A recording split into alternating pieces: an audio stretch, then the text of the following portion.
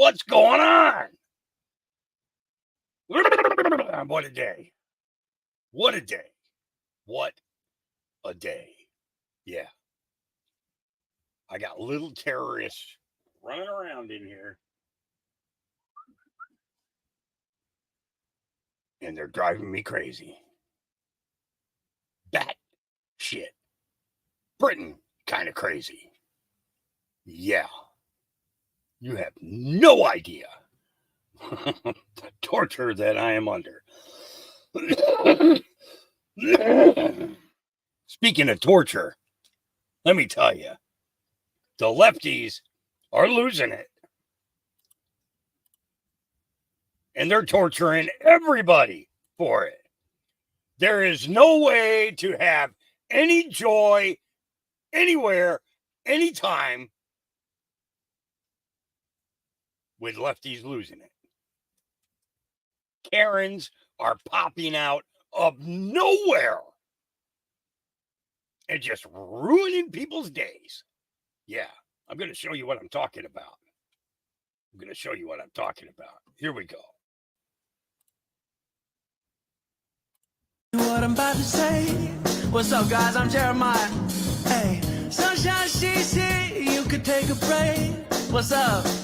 Hey, I'm a hot air balloon that could go to space. Hey, in the air, like I don't care, baby, by the way. Okay, I got you. Because clap along if you feel like a room without a roof. Because clap along if you feel like happiness is the truth. Because clap along if you know what happiness is to you. Clap along if you feel like that's what you want to do. Bring me down, can't nothing bring me down. Your love is too high, bring me down, can't nothing bring me down. Instead, because clap along if you feel like a room without a roof. Because clap along if you feel like happiness is the truth. Because clap along if you know what happiness is to you. Clap along if you feel like that's what you want to do. Yes, sir. Hey, I'm gonna turn it down now. Oh, it's tough. Trying to sell. Yes, ma'am. And they can't talk because of your glasses. Okay, my bad. So please. Yes, ma'am. I got you. That was actually my last one. Thank you, South Lake, Texas. Thank you, officers. Yes, sir. Free bird! Free bird! She just having a cow. Oh.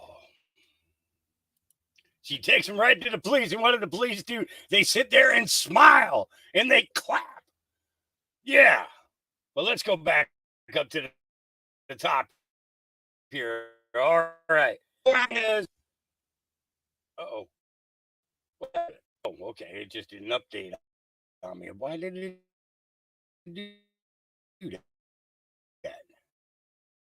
That's not nice. Don't update on me. Unless to update on me. It's just watch white pro-Palestine domestic terrorist harassing a black student and his daughter at UCLA encampment. The tolerant left strikes again and show their true colors. I have never been or seen more pathetic group of mask holes than these useless parasites. Yeah, here we go. Problem, sir? You said you had a problem with me, right? You to leave. Bro, I'm an African American. You are a white man telling me to leave. You want me to go to Jasmine Rush and show her a photo of you, the dean of students, and let her know that you was harassing me? Am I harassing? Yeah, you are. You're asking me to leave a public place. You're asking, you as a white man are asking an African American student to leave a public area at UCLA campus. That's called racial discrimination, and that's a violation of the Civil Rights Act. So do you want to get out of my face now? I mean, I think you're business agitator on purpose. What's that? You're being an agitator on I mean, an purpose. agitator. So you think the First Amendment is agitation? No one. See, you're drawing lines that aren't there. Okay, because you're drawing lines that aren't I'm there. practicing the First Amendment. You're allowed to do that. Okay, so I'm recording over here. This guy's recording me. You're not talking to him. Look, he's recording me. You're not talking to him. We got people over here. You know what I'm saying? I don't see you talking to them. You're We just haven't had any right. complaints So about them you're being right. agitated. Well, you're just So, bothering me, bro. we You're haven't not had any complaints okay. about them being agitated. I don't know we what get a complaint. so come what's on it? What's an agitator? I don't have Explain. to tell you that. Right, exactly. You can't even explain yourself, I don't bro. have to tell you Right that. now, You're trying to. You're That's two not white right. men. You're two white men blocking an African American student from walking around on the You're campus. allowed to bro. go wherever you want. I'm allowed to go where I want. You just spilled my drink. You just spilled my drink, and you're blocking my child stroller from moving forward. That's a little weird, bro. You're acting a little weird, bro. I think right now you're acting a little bit. Nah, you're gonna have to weird. get out of my face, bro. Sorry. Right now, like, you're making this. Yeah, you sure are following me though. I mean, right now, You're following me. You're sticking your hand in my face. You're putting your arms up over me. You're doing a lot of weird stuff, bro. Sorry, man. sorry. Man. Why are you sorry? I don't know why you're sorry. I don't know why you're sorry, bro. What? We've expressed that Gonna you can get in stand on the trouble, outside. buddy. You can stand on the outside of the encampment and film all you want. Okay, Eric can stand here too. Stand on the outside of the encampment and film all you want. Yeah. You can stand on the outside of the encampment and film all I you can stand want. anywhere I want. Yeah, that's the good part about being a student. Bro, you know there's a 9% acceptance right here? So I had to work pretty hard. Yeah, I got into UCLA, 9% acceptance rate, so I can go where I want on this campus. Yeah. Who's this guy? Yeah, a student. I'm a student at UCLA. My name is Milagro Jones. Where are you? How do you get it? I walked in. I'm a student at UCLA. We're gonna ask You know what Royce Quad is part of UCLA? As a student, that's what we do. We walk around our school, bro. You didn't fly in here. Right. Did I fly in here? We're politely asking you to. And I'm politely asking you to step outside. I'm a student here. Are you? Do you work for UCLA? Because I know Jasmine Rush, the dean of students, would like to know where you're putting your hand on her student faces. So we're gonna have to get you identified, buddy, for harassing an African American student at school. What, is the school a little too integrated for you? What, you trying to segregate? You trying to resegregate the school? Look at these white liberals, bro. Look at these cosplayers. White liberals, white libs cosplaying as the oppressed, stopping the African American student from accessing the school. Nothing new. Nothing new. Old as time. Story old as time. Nothing new. Nothing new. Nothing new. Yep. So do y'all think y'all will catch the RICO Act when it's all said and done, or how you think it's gonna play out? Explain to me what you think a RICO is. You guys are organized crime. Yeah, we're gonna ask you to leave it, man. Yeah, you guys are working together to commit a crime. What's the crime? So right now you've assaulted multiple students. You assaulted multiple community members, including myself. Which, Do you have any evidence? yes, I do. It was broadcast on CNN, Fox News, and it was broadcast on people over here. They're the ones who ran off and told y'all I was recording right there. These are the ones that ran off. Hey, get him, guys. He's recording at the campus. Oh my God, he has a phone and he's practicing his First Amendment rights. Smart guy. Knows where he stands. Puts a very valuable opinion out there. It shows how It might seem close these people are. You know, I want to watch this again. crazy what I'm about to say. It made me feel good. What's up, guys? I'm Jeremiah. His thing is pretty damn good, too, doesn't he? Sunshine, she's here. You could take a. Hey, I'm a hot air balloon that could go to space. Hey, in the air, like I don't care, baby. By the way, okay, I got you. Because clap along if you feel like a room without a roof. Because clap along if you feel like happiness is the truth. Because clap along if you know what happiness is to you. Clap along if you feel like that's what you want to do. Bring me down, can't nothing bring me down. Your love is too high, bring me down. Can't bring me down. I said because clap along if you feel like a room without a roof. Because clap along if you feel like happiness is the truth. Because clap along if you know what happiness is to you. Clap along if you feel like that's what you want to do. Yes, sir. Hey, I'm sorry, guys, for the noise. I'm gonna turn it down now.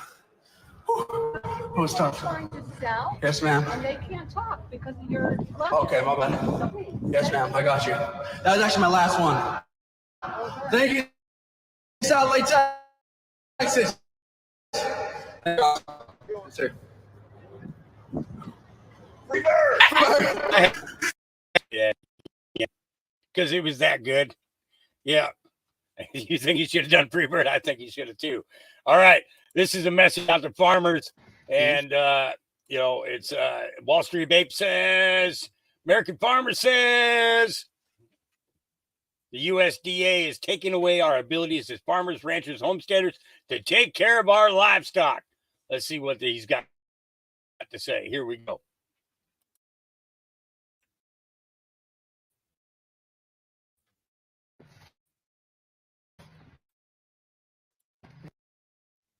Higher price or good. And let me tell you why. There's a 4-letter government entity. I'm not going to badmouth them in any way, shape, or form because they probably watch my page. But anyways, they come down with rule, and they are taking away our abilities as farmers, ranchers, homesteaders to take care of our livestock. What they have done last year was they took away LA 200. Well, this year they are taking away all over-the-counter antibiotics and dewormer, whether it be oral, splash on, the pills. They are taking those away from us and making us bring in veterinary care in order to monitor and administer those. That is going to make our overhead as extremely high. Because a lot of this stuff we do on our own, we do the splash on, but again, they're taking those away. The ivermectin, the other anti-parasitics, they're taking those away from us as farmer ranchers because, I don't know, just this whole TikTok ban thing, they're trying to sneak in with another bill that's probably going to get passed, and we're probably going to end up losing this app right here. So you might want to save this video because it's coming. But yeah, if you're a farmer, rancher, whatever, stock up now while you can, while it's out. But it's coming. So, hope you'll have a great day. Just a nice weekend. What I'm going to do is before we go on to our next one, I want to take this link here. I want to send it out to Donovan Lamb. I've been trying to keep up with him and keeping him informed of anything that I find here on X in regards to this anything going on with livestock, and and the thing is that it's important to keep people in the loop. You figure it like this: ranchers out working the ranch, taking care of animals all day long, and half the night too, plus they got their family things to take care of as well. But, Donovan has been really kind to us and showed us some awesome love from his family to the viewers. And, it's gave us a lot of really, really good information, in regards to, come on, load up. Man, I'm telling you. My computer is having nothing but the dickens of a time here. Where are you? There we go. And let me get down here and click on a reply button. And go another quick one from X platform about removing livestock medications from stores. And this is the crazy thing, is that, as a rancher, these guys are, doing,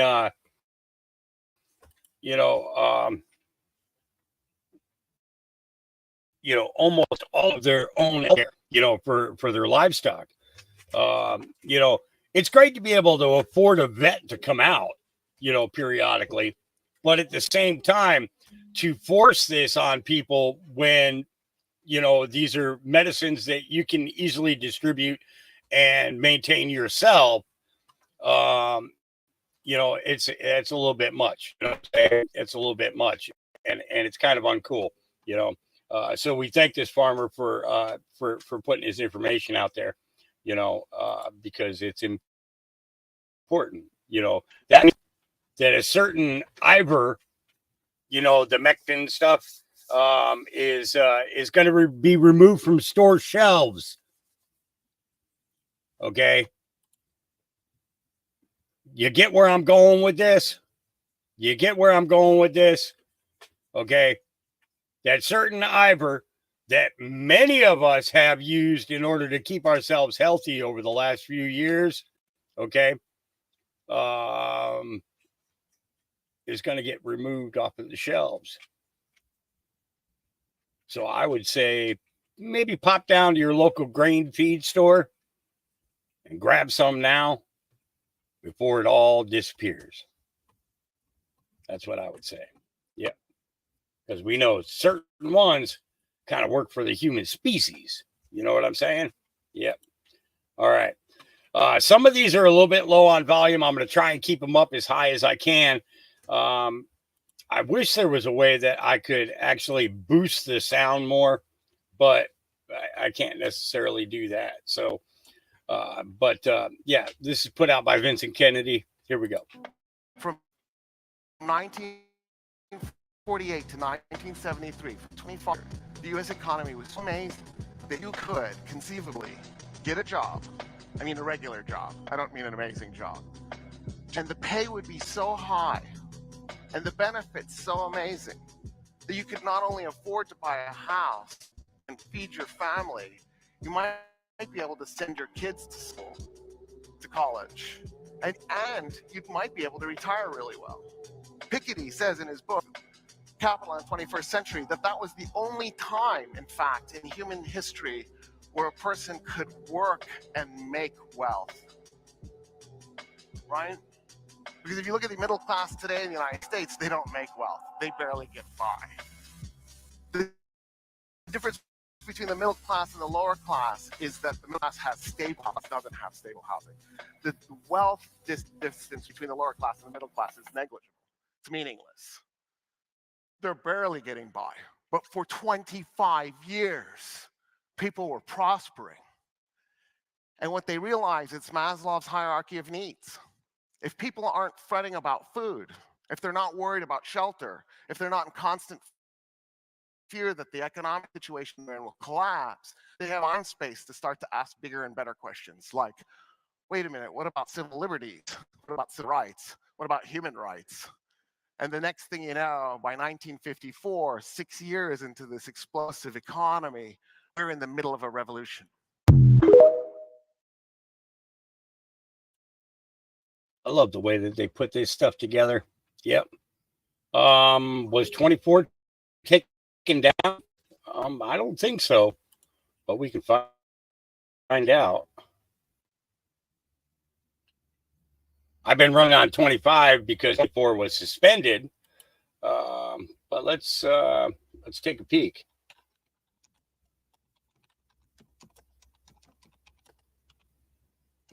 Let's see if it's still up. Nope, it looks like it's. I'm not subscribed to that. How dare I not be subscribed? Let's see if it comes up. Yep, it's still there. It's still there. I think as long as I'm running on the programming that I'm running right now, that we should be okay.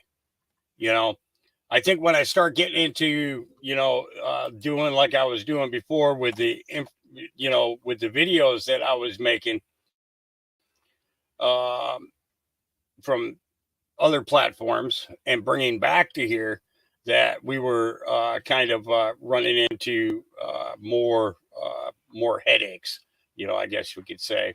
I'm just peeking there to see if there was anything of interest there. Nope, there wasn't. So you just missed what happened. What happened with what?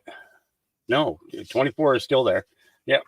So if 25 gets a strike, we'll be going back to 24. If you're not subscribed to 24, you should probably do so now. Just because the more truth we tell, the more chances we have of getting popped, right? Kyle Becker put this out. It's a criminal trial of the former president of the United States, and you're not allowing the public to see that, while also trying to claim this person is evil. I like this guy. He's got a smooth voice. He's very soft spoken, but he makes some very valid, serious points. And this 6-minute clip will give you an idea of what I'm talking about. Very, very wise young man. And I like his perspective. Here we go. Afternoon, Mr. Sisson.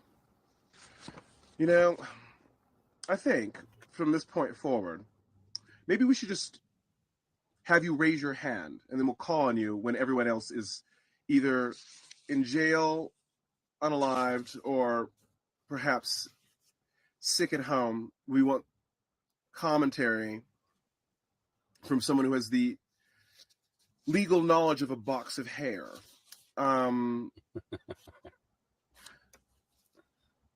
It would really behoove you would stop saying some reports. I'm not sure why you think that's fooling anyone. According to some reports, if you get in a tornado, you'll end up in the Wizard of Oz. I'm not sure why you keep saying that as if that's supposed to be some sort of verifying factor of some kind, but it isn't. So, suffice it to say, we're a little curious in all circles, institutional, academic, and otherwise, specifically legal, of why you're not making this trial of our lifetimes, as you all keep calling it, public. It's the criminal trial of the former president of the United States, and you're not allowing the public to see that. We're also trying to claim this person is evil. Well, I think the best way to do that would be to show people how evil he is publicly, unless of course you were lying, which is kind of where the legal circles have started to flounder to. You're sort of instigating that you are full of shit, in case you were wondering. O.J. Simpson's trial was on 24 hours a day for months. It actually got several legitimate shows canceled because they had no ratings and they couldn't recover after the O.J. Simpson trial. It interrupted actual shows. They would cut off shows to put on O.J. Simpson, who's not in government. Neither was Casey Anthony. These were all public trials, public, to the public. But the president's isn't, the former president's is not. And to you, that's not suspicious. You don't see why that might cause a kerfluffle with not only him, but everyone else around who's grown up with public trials on television. And instead, we're supposed to take the New York Times, MSNBC, and NBC's word on it about those trials, who come from a position of not liking him about what that trial, because they're going to report unbiasedly about that trial, aren't they? Aren't they going to do that? False light.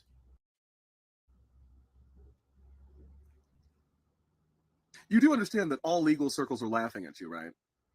Well, we're laughing at you, but we're also sort of stunned at the level of thievery and nepotism that the nation has fallen into, thinking that they understand law and that this is somehow natural and normal protocols. There's absolutely nothing about this. This is normal in any way. In any way.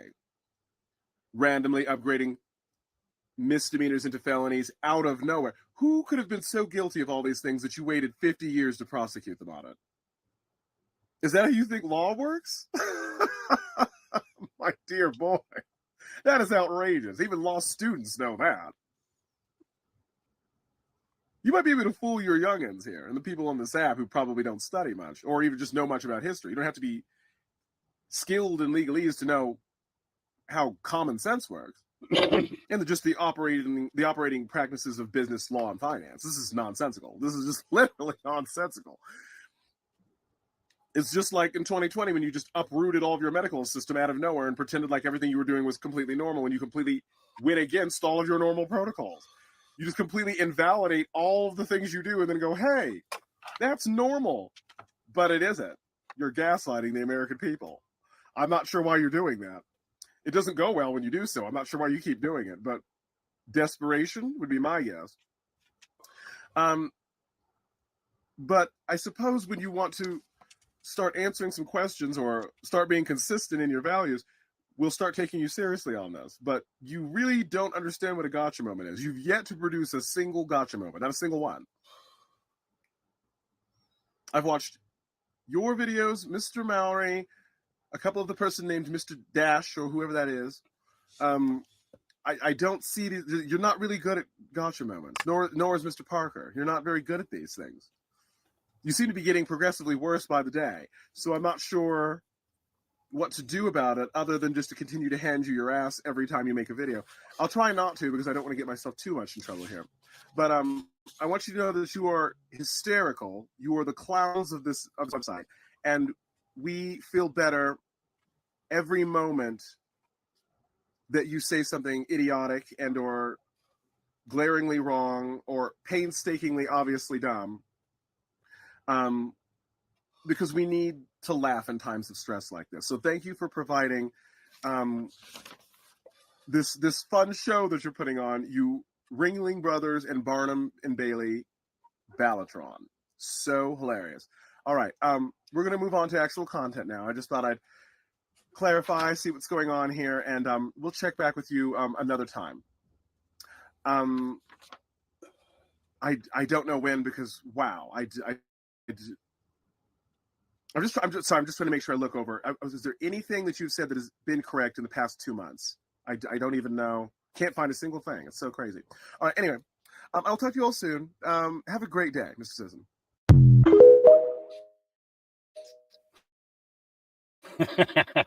These are people, young liberals that are going on, the paid liberals that are going on and just putting that's ridiculous. He's trashed quite a few of them, and I just love it. I love seeing it. It's and he's very well, and he didn't show any ire. You know what I mean? That was what I liked was it's too important to be clear-headed when you're confronting fools, because that way you ruffle their feathers, and then they come at you with more lies and more deception that is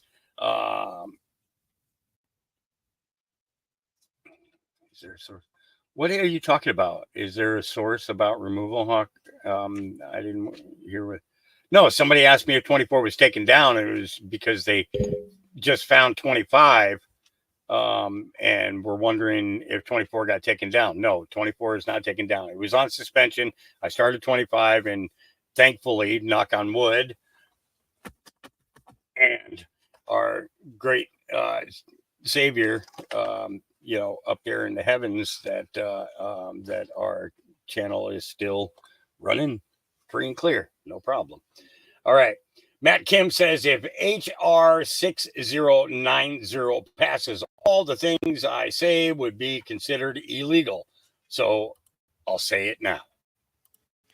The House just voted on HR 6090, the Anti-Semitism Awareness Act, 320 to 91. I told you, free speech is at risk. Christianity is at risk. They're coming for your freedom and values.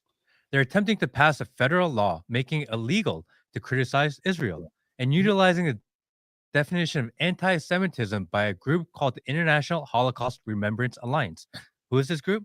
Long story short, it's not American.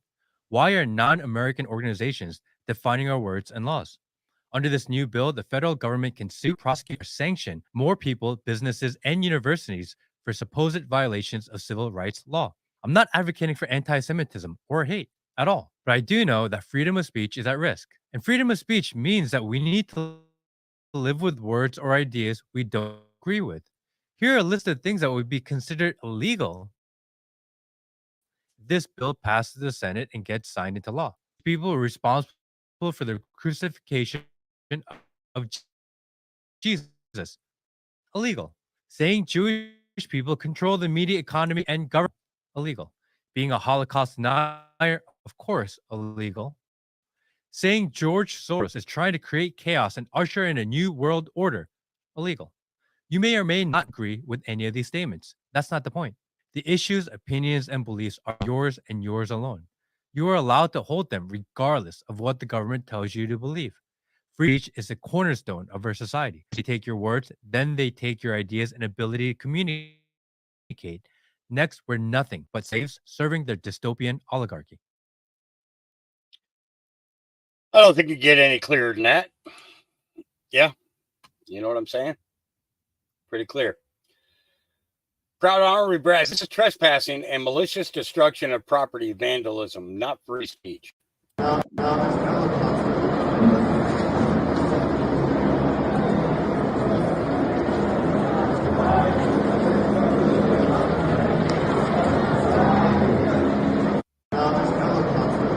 Yep. Shame. All right. Real raw news or Raw's alerts crashed during an accident causing a massive fire and explosion in Norwalk, Connecticut. Numerous firefighters, emergency personnel, are on the scene in Norwalk, Connecticut on the I-95 highway after a petroleum tanker truck crashed into another car under an overpass, causing the tanker truck to burst into explode. Large, heavy flames erupted along with black smoke underneath the overpass. Officials are reporting that major damage has occurred upon impact. The fire has since been extinguished by firefighter crews, and residents have been warned to expect significant impacts and delays in the surrounding area. It's currently unknown if anyone survived the crash, as this is still developing. This is off exit 14. I used to drive on this highway. You have to drive it. See if they actually give a report on this.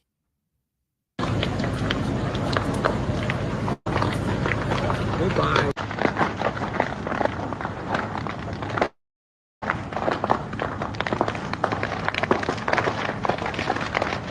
Under a what? Under a bridge. Well, gasoline truck, and we're all stopped here. Can't go anywhere. The transformer's stopped.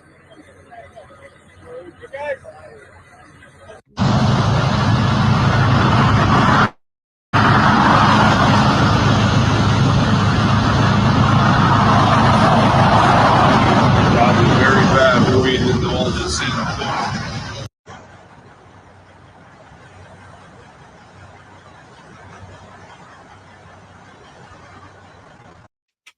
yeah, crazy. Crazy. Yep. All right. Americans no longer believe in the system. 64-year-old woman helped to get Representative Jamal Bowman elected. His office called for her to help again. Oh, boy. Let's take a listen. Here we go. So last night I got a call from my congressman, Jamal Bowman. I live in Westchester. He's very close to where AOC is. I originally helped him get elected. I mean, I didn't do much. I do canvassing. I go around to the houses. I do some phone lists. I've done it my whole life. Like since I'm 14, I've been actively involved in politics.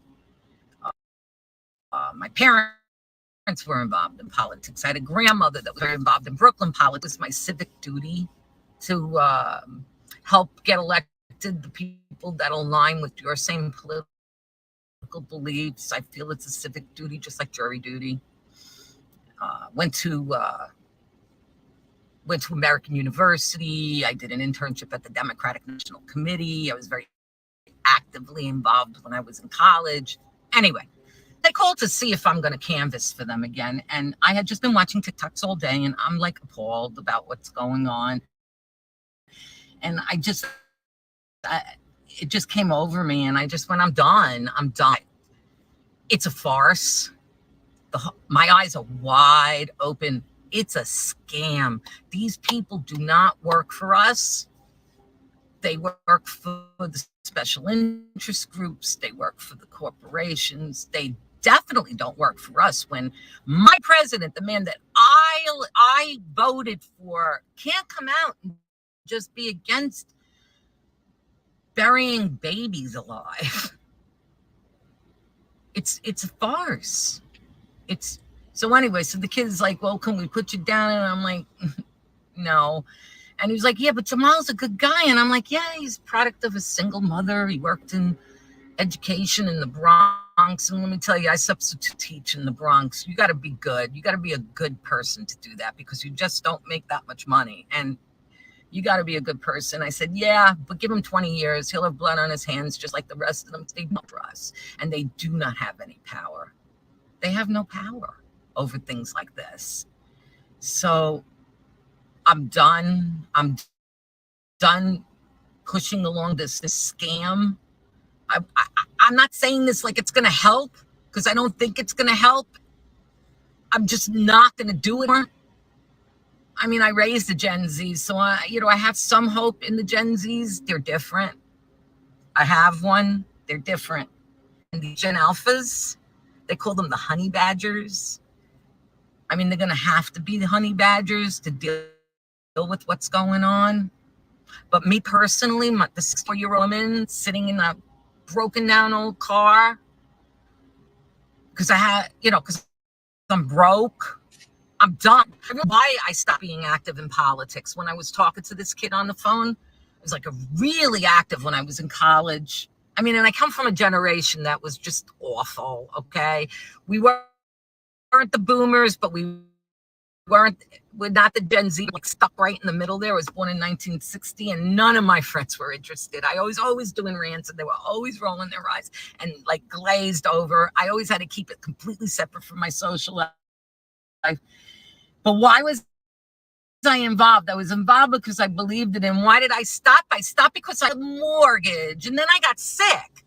And it took 20 years to get a diagnosis because I have an autoimmune disease, which is primarily a woman's disease, and they don't put much money into it. So I was sick all the time. And then I went, oh my God, this is by design. It's by design. They want us sick and they want us broke so that we can only think about what's right in front of our faces, abstract things. It's by design. This is on purpose. And I just won't be a part of it anymore. So I tell her to the kid, and I don't know if I'm going to get a visit from like some federal office or something, but I'm like, burn the whole MF thing down. Burn it down. She's not wrong. She's not wrong, but I'm glad she's waking up, She sees it, And the thing is when you dedicate your life to something, and she said she felt it was her civil duty to do it. Okay, that's how she was raised, to be a part of trying to make our country better. And the thing is that a lot of us were. We were raised to respect the man in the office, whether we liked him or not. But we got a treasonous criminal in office right now. Okay. And we've got a whole bunch of blackmailed, corrupted congressmen and senators that are doing nothing but working to destroy this country more and more every single day. Every day they come up with some new way to screw the American people. You don't get a reach around and you don't get a kiss first. Okay? And don't worry, you're not getting one after.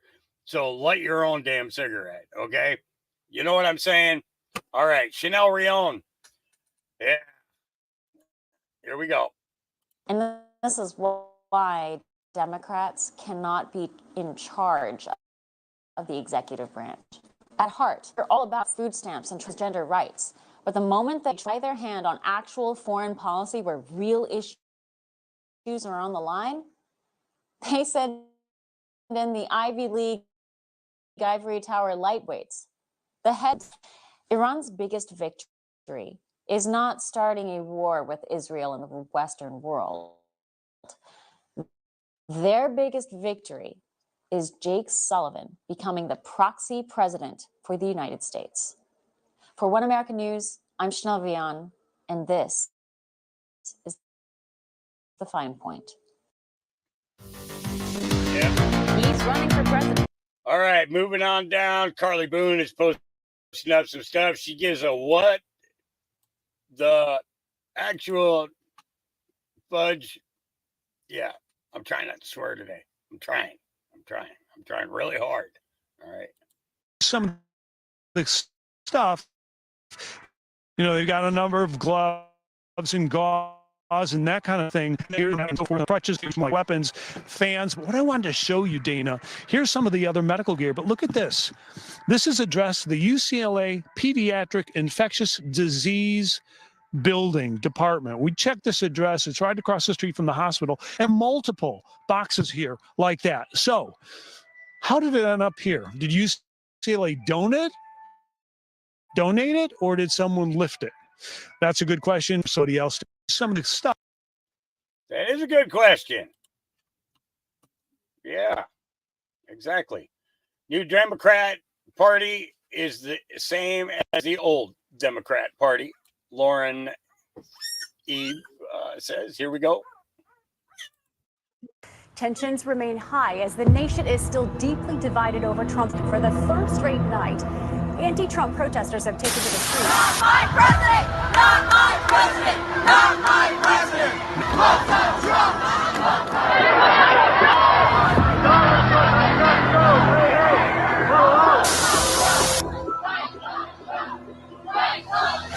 The revolution will be televised. I'll just make my point. All of us here, whether we're women, people of color, these people are crazy.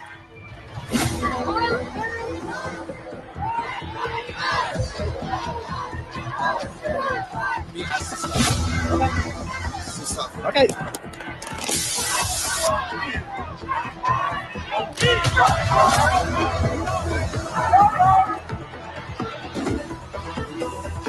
Police say the protest became a riot.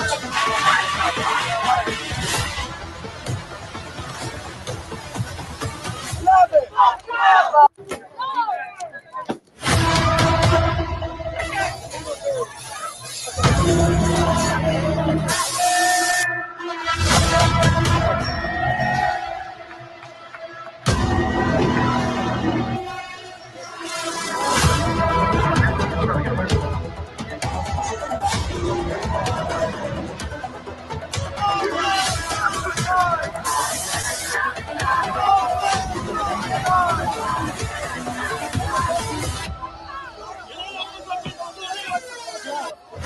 I never thought we'd be witnessing and hearing chants of death to America, death to Israel on college campus after college campus after college campus. I never thought we'd see this in our lifetime. I thought never again meant never again. But never again seems to be unfolding before our eyes. From the river to the sea, death to America, death to...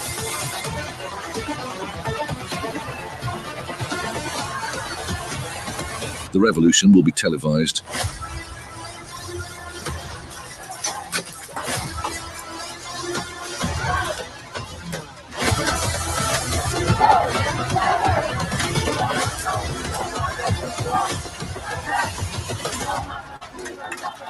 The revolution will be televised.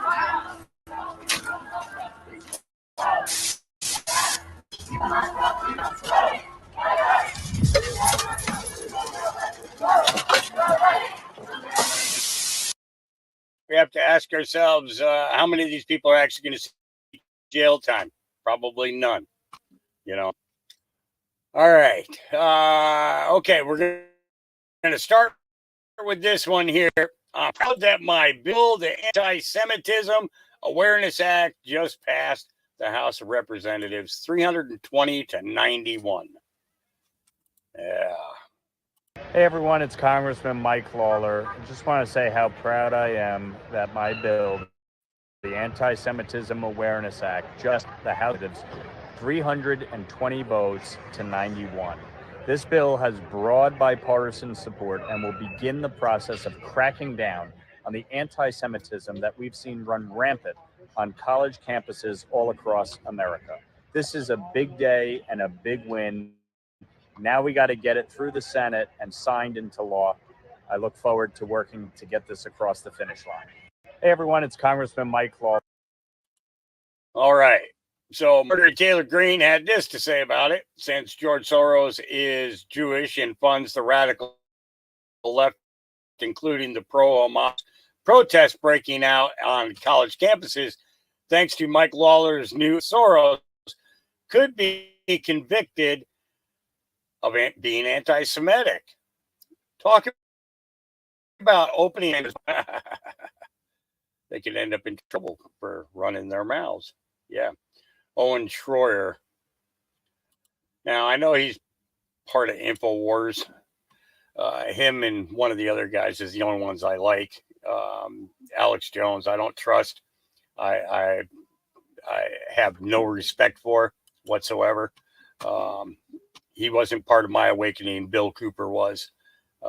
And most of what Alex Jones has gone off of is all stuff that was put out by Bill Cooper, so, but Owen Schroyer says the anti-Semitic bill is blatantly anti-Christian. Here we go. Let's talk about this new anti-Semitism bill that just passed in the House with a bipartisan effort and an extreme majority. Now, I'm not going to get into the political wonk of this bill for the sake of time. All I'm going to say is follow the money. That's all that needs to be said about that. Let's get into what I think is going to be the more important aspect of this bill and what to keep your eye out for in the next 24 to 48 hours in response to this bill. And that is members of the media, specifically members of the conservative media, the supposed free speech conservative media, and members of the Christian community or Christian-based media groups. Their response to this bill is going to be the most important and most telling moment in this watershed moment, which is now probably the biggest political and legal fight for free speech that we've had in the modern day. This bill, this quote-unquote anti-Semitism bill, is blatantly anti-First Amendment to a T and blatantly anti-Christian and anti-Bible. There's no work around that. I don't care how much you want to fight against hate speech or anti-Semitic speech. That is just the truth. That is not even up for debate. So let's watch and see who's really a free speech champion. This is bigger than social media censorship, I believe.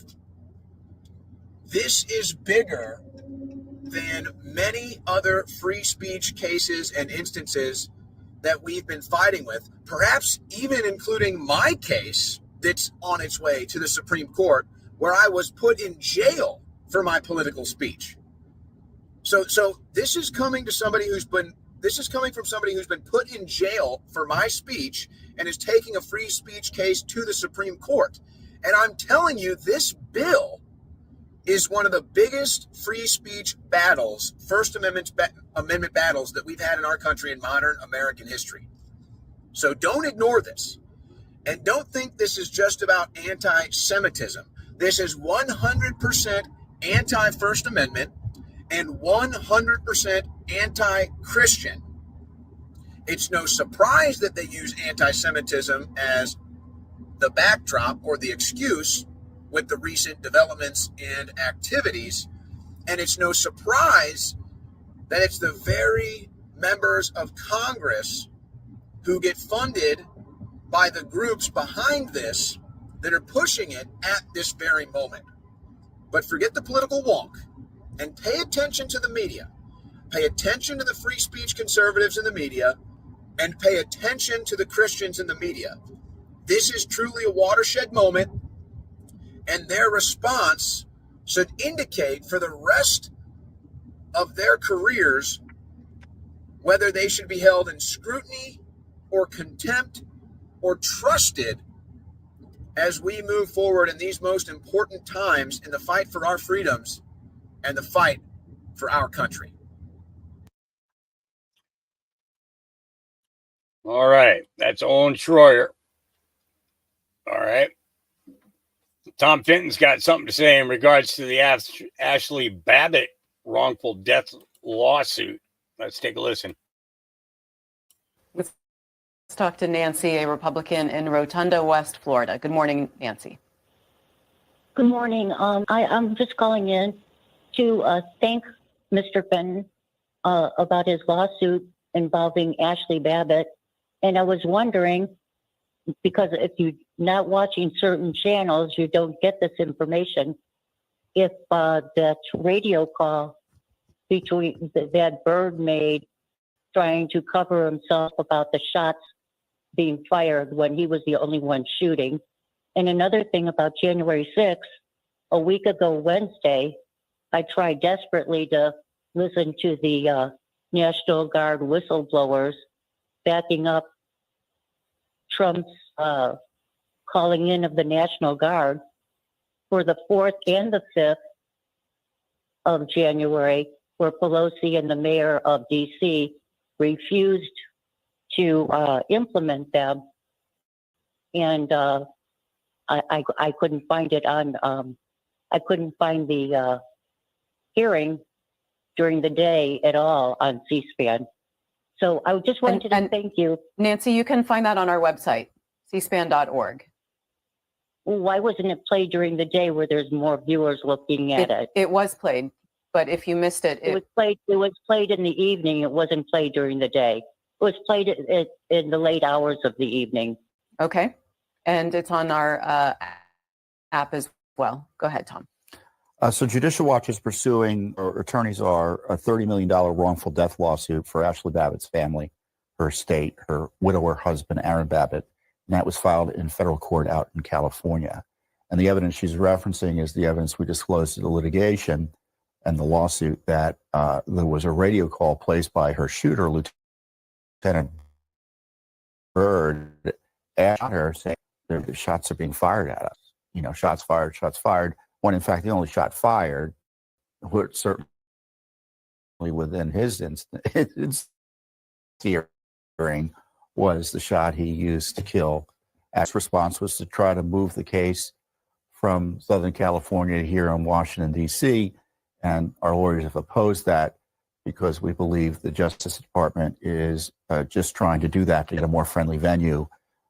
Here in the District of Columbia, the courts are notoriously suspicious of the January 6th defendants and people associated with it, and at least one court has Ashley. And so there's bias here, and we don't want her here. All right. Yep. Trying to move it away. Over here. Brothers, such a beautiful bond. Okay, take your bandana off and look at that. This is blazing. It's a marine hat. Do you like it? Yeah. Do you know whose hat that is? Is it Parker's? Possibly. What it is? Yeah. Do you like it? Yes. Is that a good surprise? Do you like that surprise? Or do you like that surprise? Let's go, dude.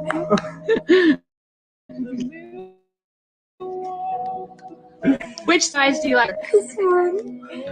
That one? What's up? Okay, take your bandana off and look. I can only watch that once. Yep. All right. Raw Alerts puts out, now this is last night, the pro-Palestine protesters in Yemen, UCLA, with rubber bullets and flashbangs are being deployed. Here we go.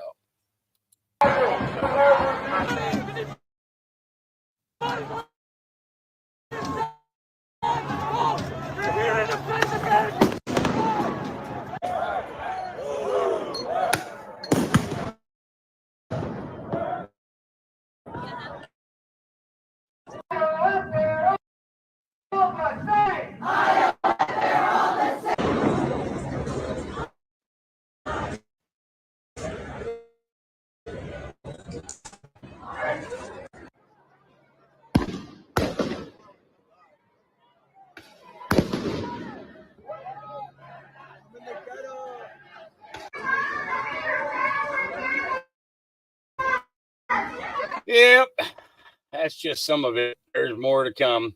There's more to come. All right. Coin trick on train tracks brings a new meaning to common sense. So we put 2 quarters, a nickel, a penny, and a dime on the tracks. Here comes the train.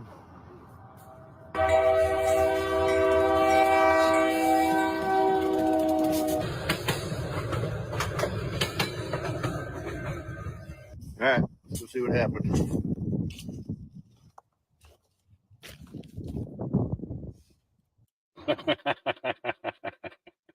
Who'd have thunk it? Who'd have thunk it? That's where the common sense comes out, right? All right, Carl Becker says, there it is. America First Legal has uncovered documents proving the Biden administration coordinated with radical activists to find ways around state laws to groom children to become transgender.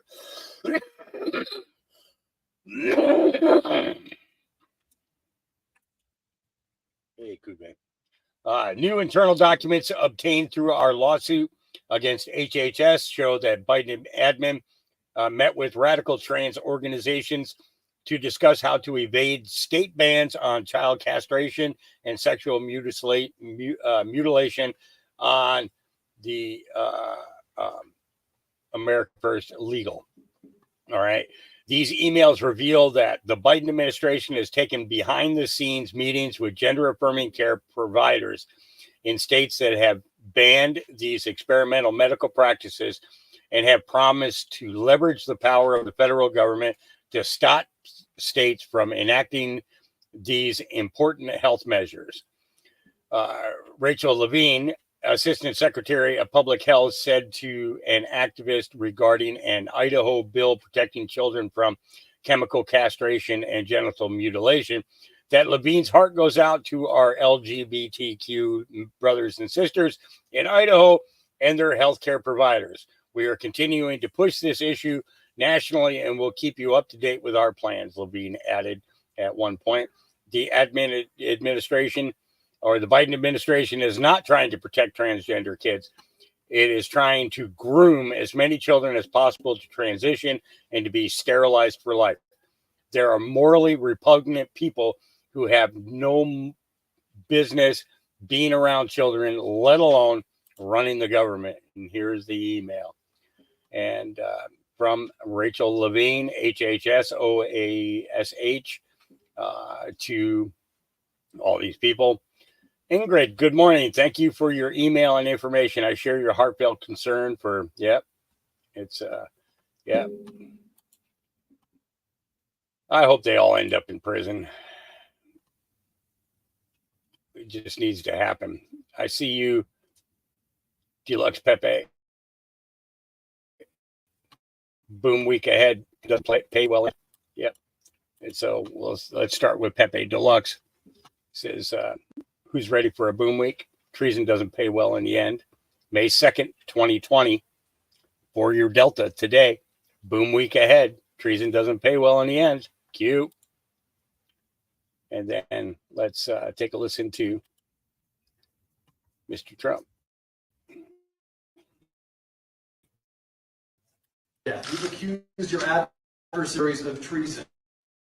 Who specifically are you accusing? Wow.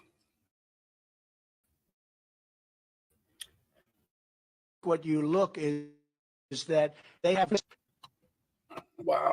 tried to take down the wrong person. If you look at Comey, if you look at McCabe, you get probably people higher than that. If you look at Strzok, if you look at his lover, Lisa Page, his wonderful lover, the two lovers, they talked openly.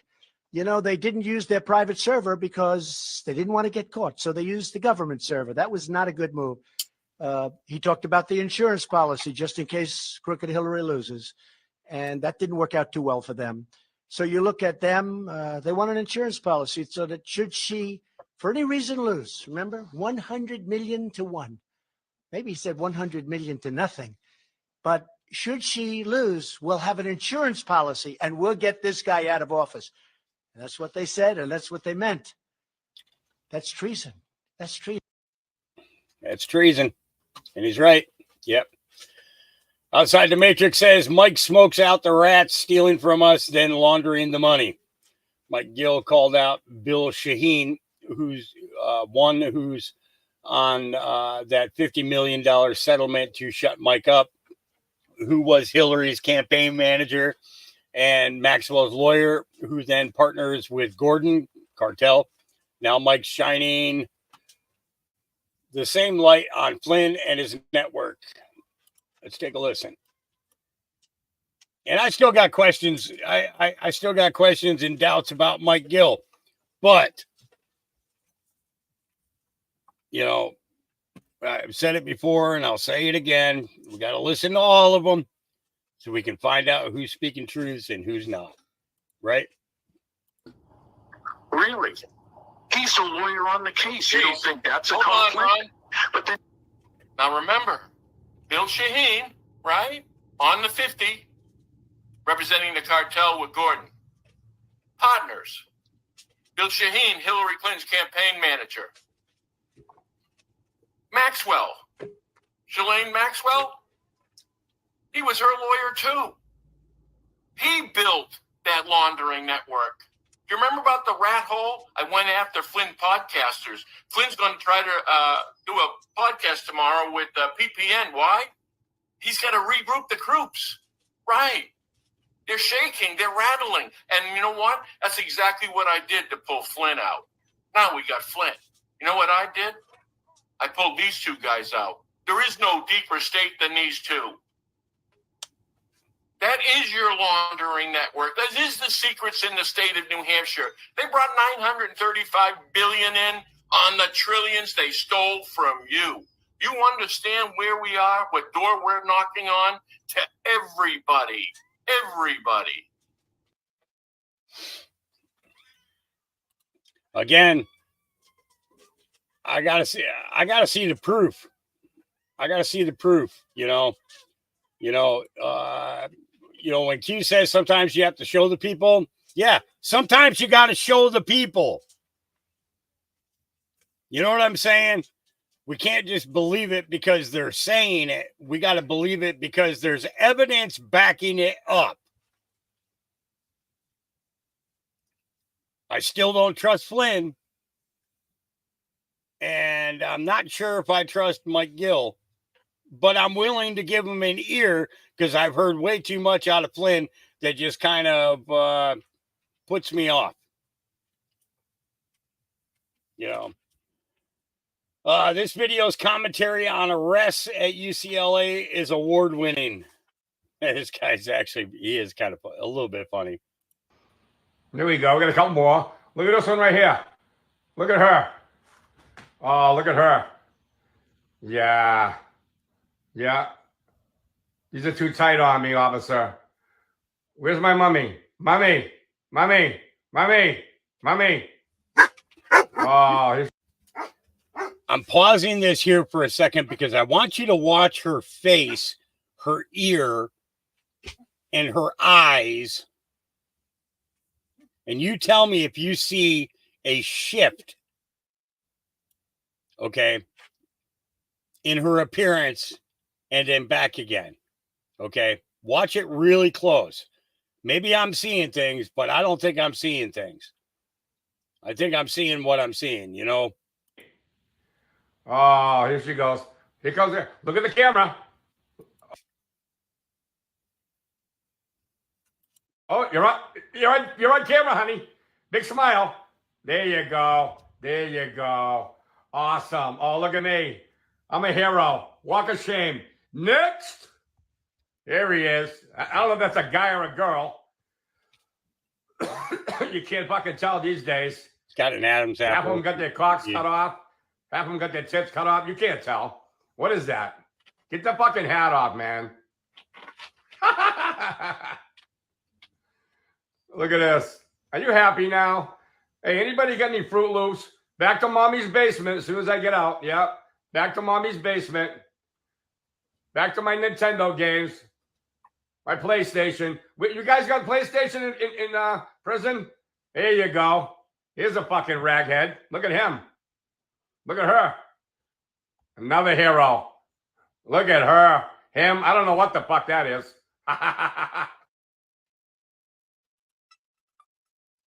Yeah. Yeah.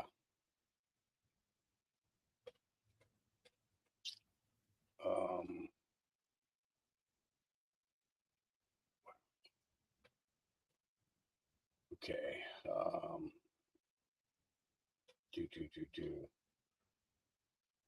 Okay. Now Biden's aides have him board Marine One before the press can even make it to the lawn.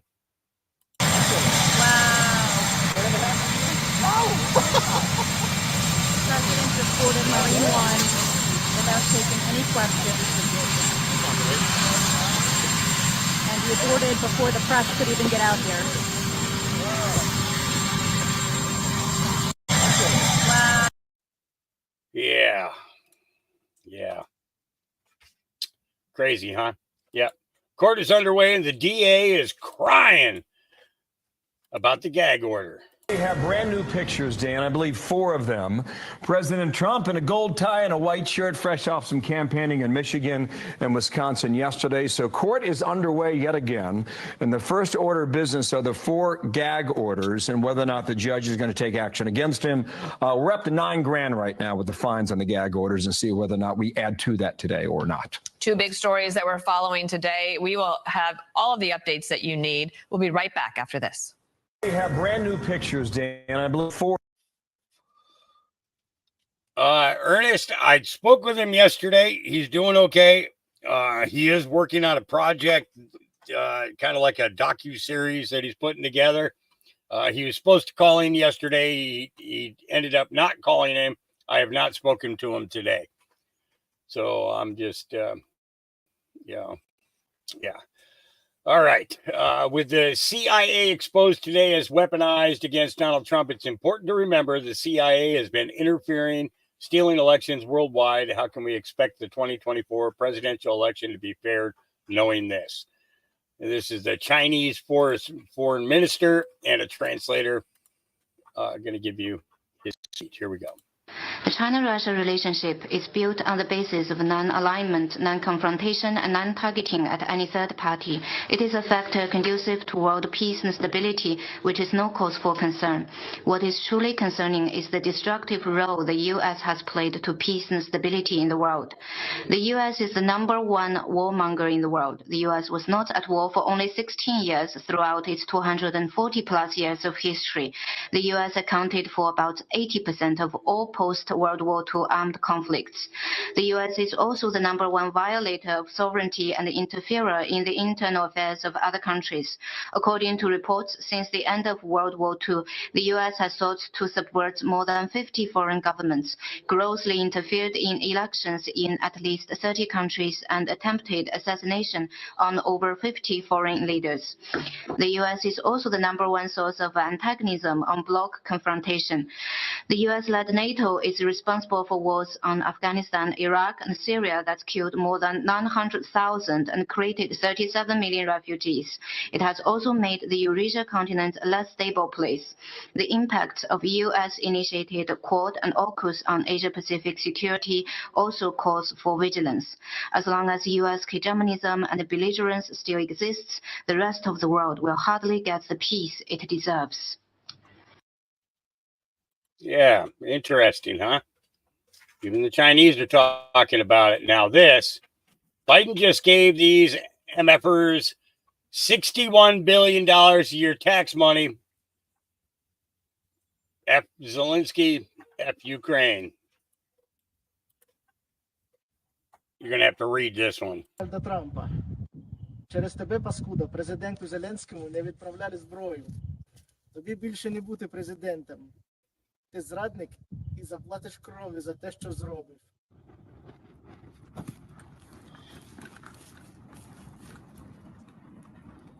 Слава Україні! Yeah. Everybody just needs to stop paying taxes completely and never give them another dime. They're nothing but a corrupt government feeding these guys. Yeah. All right. Real Robert says, so it turns out we have black and white evidence. Oh, boy. Here we go.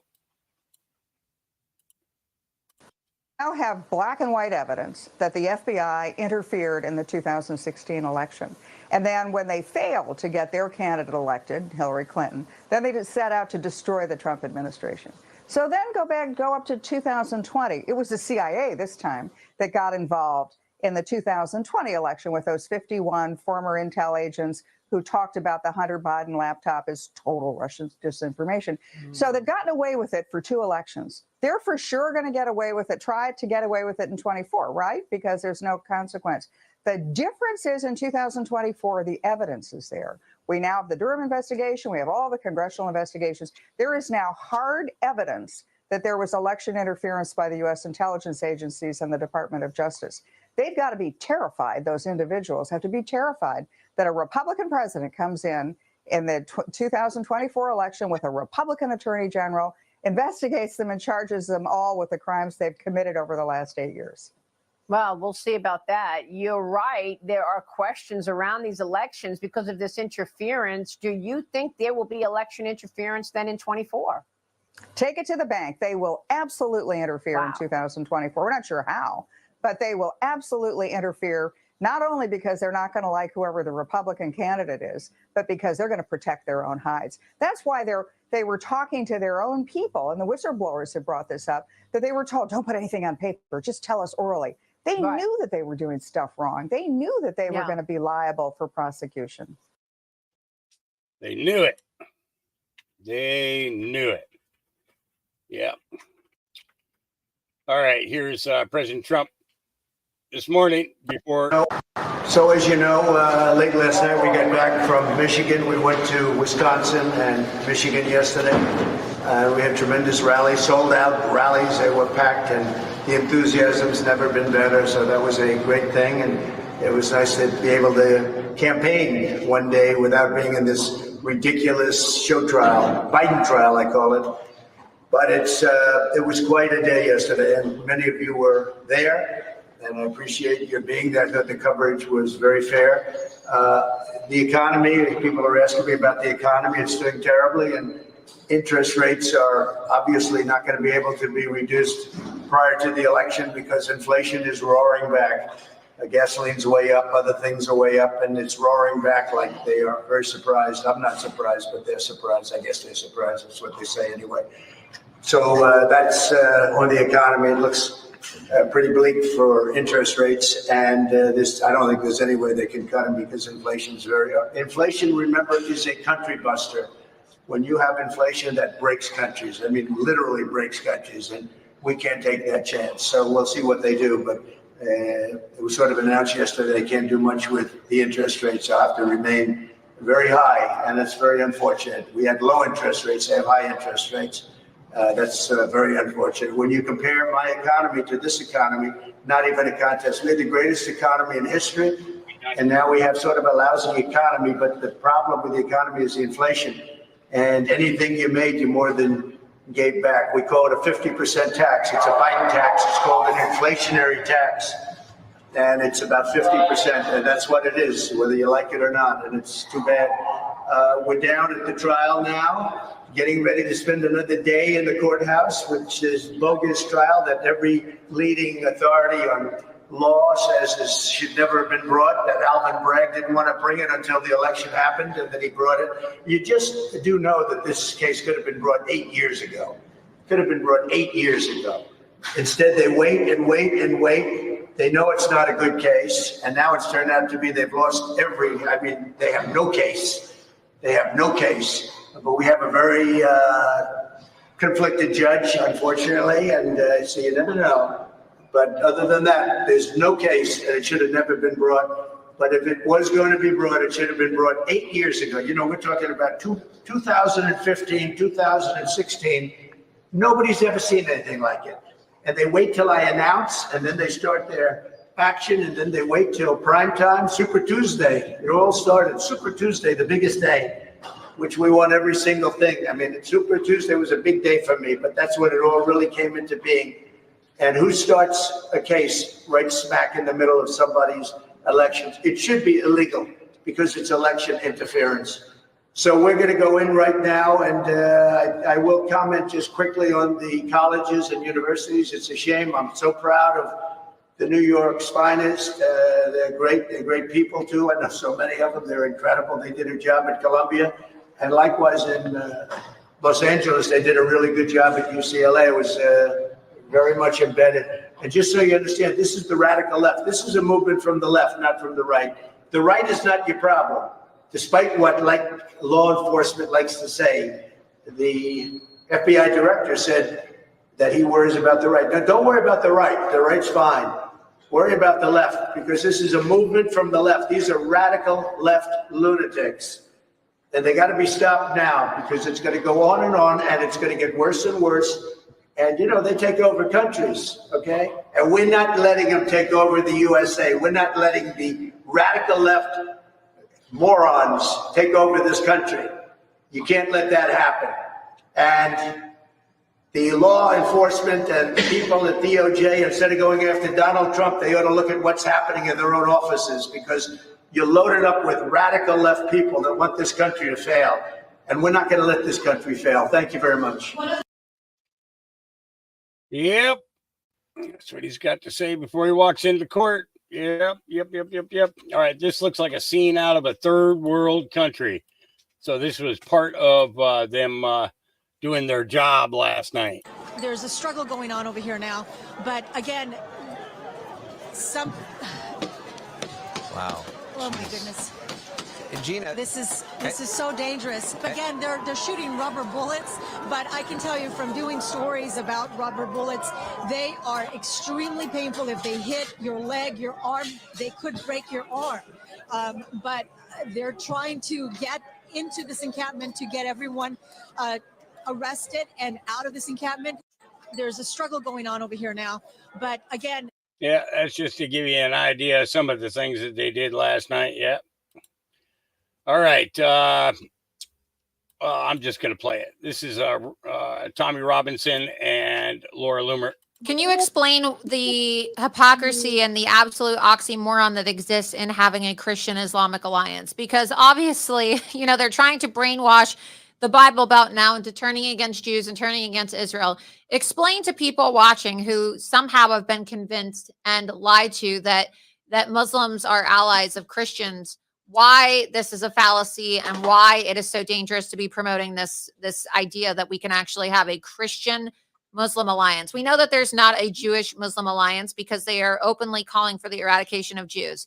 But explain, please, because I am so sick and tired, Tommy. I'm going to throw out the next time I see one of these influencers pushing a Christian Islamic alliance. I just think it's gross. Go ahead. That influencer 100% will not be from a town that's dominated by Islam. My hometown is 30 miles north of London. When I was born in 1982, we had one mosque We now have 44. I can tell you the hostility that they hold. Yeah, I can tell you my hometown is one of my most diverse towns in Europe. So we have sons of all immigrants. Yeah, we have St. Lucians, Jamaicans, Bulgarians, Italians, Irish. We have everyone. Now in the school playgrounds, this is the school playgrounds. We didn't create this. We have a Muslim playground and a non-Muslim playground. Why is that?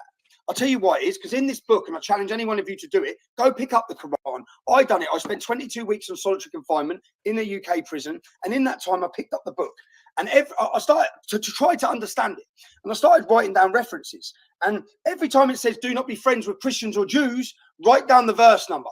You will have pages within hours, pages of verse numbers that are telling 4-year-old Muslim children from the age of 4, when they can start getting this brainwashed into their minds, that they're not allowed to be friends with Christians or Jews. The entire Islamic ideology is supremacist above Christians and Jews, promotes hatred against Christians and Jews, there's 104 verses in this book inciting them to oppress, dominate and kill Christians and Jews. Wake up. You cannot have no alliance. Tell me where the friendship of Christians and Jews is for the Christians in Pakistan, for the Christians in Afghanistan, for the Christians right now in Nigeria who are being massacred and pillaged day in, day out. Women are being kidnapped and raped, and the whole time you're sitting talking about a Christian-Muslim alliance because you want to side with Palestine because you hate Jews. That's it. So, it frustrates me as well. Yep. They're taught to hate. They're taught to hate no matter what. There's no such thing as free speech over there. Yep. Breaking news, Israel has decided to pull out of Gaza after seeing all of the outrage that is happening on American campuses. Just kidding. But you know what the protests did do? Got the House of Representatives to get together and pass some bullshit bill stating that you cannot criticize Israel because it will be against the law. The bill is aptly named the Anti-Semitism Awareness Act, actively banning any kind of speech that is critical of Israel or the Jewish people. For example, accusing Jewish citizens of being more loyal to Israel than their own nation, or claims of Jews killing Jesus or blood libel, and making claims about Jews controlling the government. A more in-depth look states that using symbols and images associated with classic anti-Semitism, claims that Jews killed Jesus or blood libel to characterize Israel or Israelis. To read the Bible, you can tell me in the comments how far south that could possibly go. It also includes drawing comparisons of contemporary Israel policy that is one of the or holding Jews collectively responsible for the action of the state of Israel. It also makes it against the law for you to question what happened during the Holocaust. If the bill were to become law, it still has to go through the Senate. It would codify a definition of anti-Semitism created by the International Holocaust Remembrance Alliance. The bill itself had overwhelming support in the House. However, there were a handful of representatives that pushed back, including Matt Gaetz, who wrote in on that the gospel itself would meet the definition of anti-Semitism under the terms of this bill. Representative Andrew Clyde also pushed back on the bill and voted no, as well as Representative Thomas Massey, who pointed out some fine print at the end of the bill stating if a false equivalency is established, it will be forbidden to criticize Israel. And I want to say there was 20 Republicans that were against it and 10 Democrats, but don't quote me on that. However, it's being rumored that Mike Johnson and Hakeem Jeffries worked together in order to get the amount of votes that they needed for it to pass. I guess now we know why the protests are being allowed to happen. Yep. Yeah. Breaking. Oh, here we go. Under the advice of counsel on. And this is Pomerantz. I'm not going to answer that question, sir. Privilege against self-incrimination. And did you knowingly break any laws when investigating President Trump? Objection. Same response. Did you break any laws when you worked at the Manhattan District Attorney's Office? Objection. Same response. Ms. Pomerantz, did you violate any person's constitutional rights when you worked on the Trump investigation? Objection. I have the same response to your question. Mr. Pomerantz, did you violate any person's constitutional rights while you worked at the Manhattan DA's office? Objection. Same answer. Did you misuse any federal funds while investigating President Trump? Same response. Did you misuse any federal funds while you were working in the Manhattan District Attorney's Office? Same response. And did you violate any New York State bar rules while you were investigating President Trump? Objection. Same response. Did you violate any New York State bar rules while you were working in the Manhattan District Attorney's Office? Objection. Same response. And did you violate any canons of legal ethics when you were investigating President Trump? Objection. Same response. Did you ever violate any canons of legal ethics while you worked at the Manhattan District Attorney's Office? Objection. The same response. Yeah, so Pomerantz is pleading the fifth. Yeah, that can only mean one thing. Ian Miles Chong says the left in Calgary tears down a Christian sign set up by Christians who feed the homeless. When confronted, more leftists show up to defender. Israel's restriction of material aid and food entering the Gaza Strip. Why'd you do that? Hey, how come you're taking down signs? Why am I taking down the sign? Yeah, why are you taking down signs? Is that your sign? Is it not mine? No, it's not yours either, is it? Okay, tell me who wrote that sign, and then I will answer your question. It's actually printed, so somebody didn't write it, it was printed. Whoever put it up, whoever believes. You mean that the people providing food over there? That there will be no peace, send them to me. You mean the people providing food to the homeless over there? Is that the people you have a problem with? In the Middle East. Over here, you got Are we food, in the Middle East? You got food, you got music, you got good times, and you say there will be no peace in the Middle East. Who said that? You own the Middle East. Who said Are you that? planning So something? now you're conflating me with the sign that you're tearing down. That's interesting. I told you to bring me the one who believes in that there will be no peace. They're right over there. They're the people that are providing food to the homeless. What are you doing today? You're tearing down signs. And then we've got whatever you are.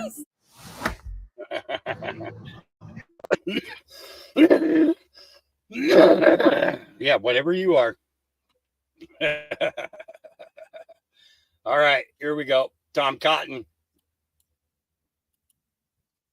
We're here to discuss the little Gazas that have risen up on campuses across America and the liberal college administrators and politicians who refuse to restore law and order and to protect other students.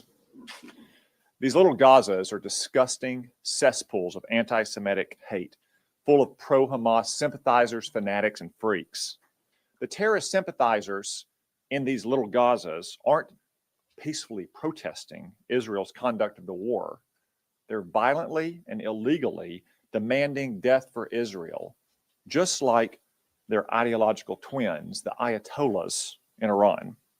We're here to discuss the little Gazas that have risen up. Yeah, the little Gazas. Yeah, funny how he uses that. You know. Oh, Proud Armory Brat put this one up. Here we go. These aren't cheap tents. I mean, these are industrial type of tents. Yeah, I did stories about, there's so much money behind this. You're just looking at a tip of the iceberg. That's right. That kept these protests alive, across the country. William, and, can you that go money over? Isn't going away. Right. Tell us the program. You did a great piece on all the funding, the Rockefellers, the Ford Foundation, the different groups that funded all this. Could you talk about it?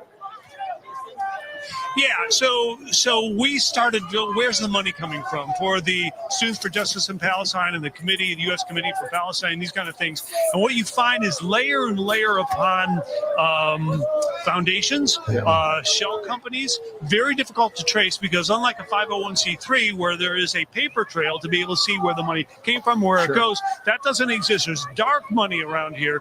There's 50, 60, 70 foundations that give money to the Tides Foundation. I want to get too deep into this. That's but anyways, Soros. then they filter out the money. Right. Well, there's an Open Society, and Soros gave about $700,000, and I believe the Rockefeller Brothers Fund was $500,000 over the last 3 years to some of these foundations that funnel money out to groups like this. But anyways, go ahead. Yep. A little bit of truth mixed in there, right?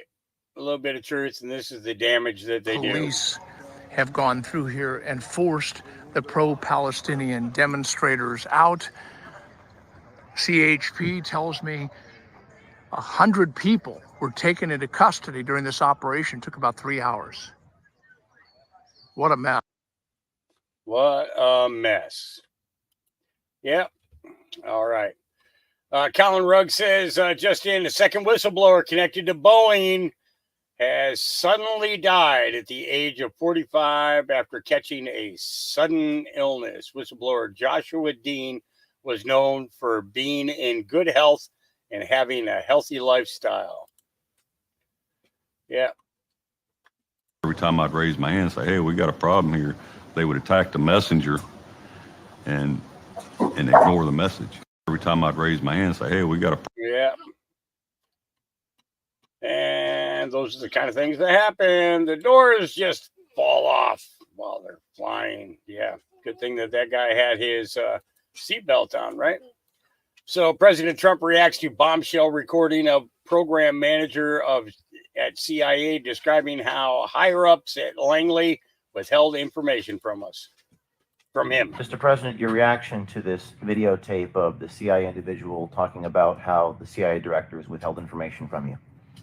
Well, it's shocking to see how stupid somebody can be. If this guy's for real, you ought to get rid of him. CIA, Central Intelligence Agency. This is not an intelligent guy to be openly talking to a woman that walks up and starts asking him questions and talking that way. So he may be bragging or showing off to some young lady. I have no idea the conditions under which he spoke, but I'd get rid of him real fast. If he's for real, get rid of him. Yep. But you notice he didn't respond as to them withholding information from him. Yeah. All right. Holy crap. Cohen the rat is toast, says Carly Boone. Let's take a listen. Communication or contact with Trump to back that up. And in cross-examination, he just said that he has never met Mr. Trump. He did recall a phone call from Cohen after Trump was elected, where Cohen was, quote, despondent and saddened because the then president-elect was not taking Michael Cohen with him to the White House. He said Cohen used expletives, telling him, quote, Jesus Christ, can you blank believe I'm not going to Washington after everything I've done for that guy? I can't believe I'm not going to Washington. I saved his blank. The morning started with Blanche attacking Cohen during a hearing on the gag order for Cohen raising money on TikTok by slamming his former boss on the social media site. Blanche cited this tweet from Cohen, quote, keep messing with me, Donald, and I won't send you any money for your commissary.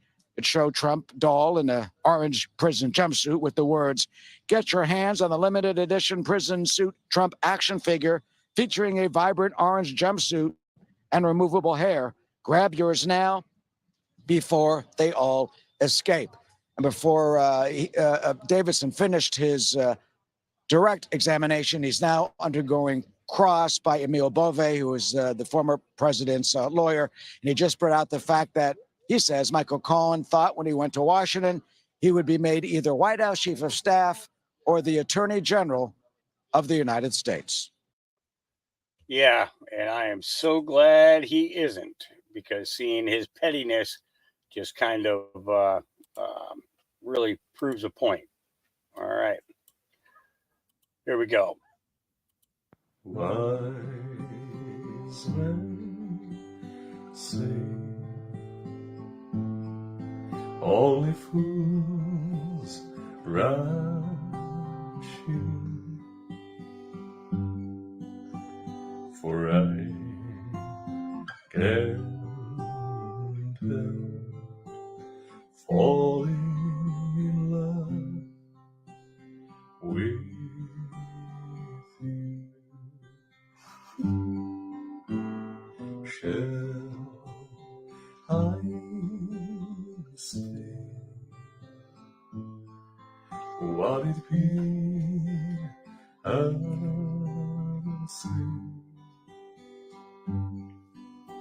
For I can't help falling in love with you.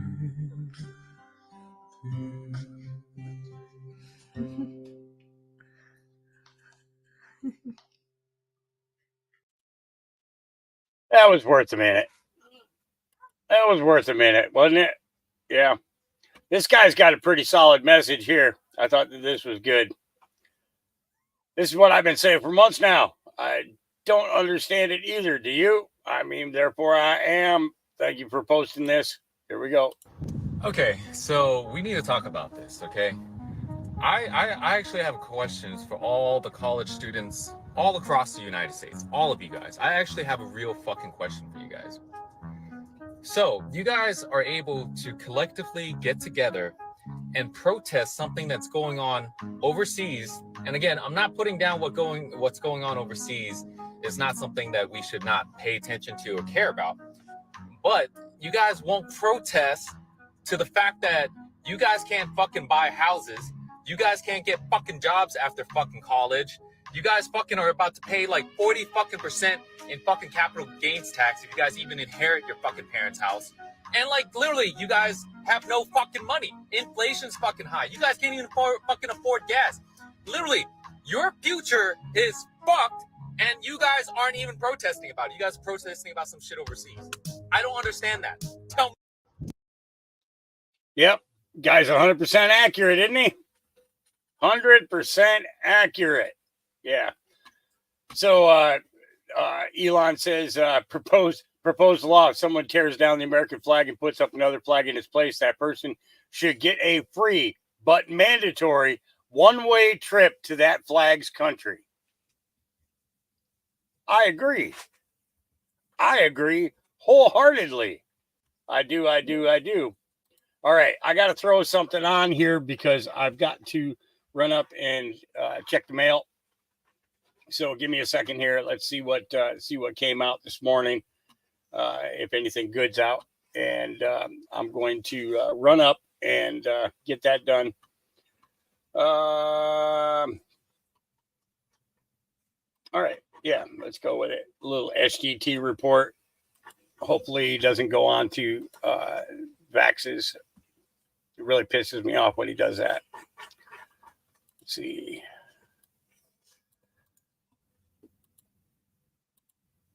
And this is with Christopher James. Let me get rid of these two things because that will make it so it fits on into one banner. Yep, there we go. Okay, here we go.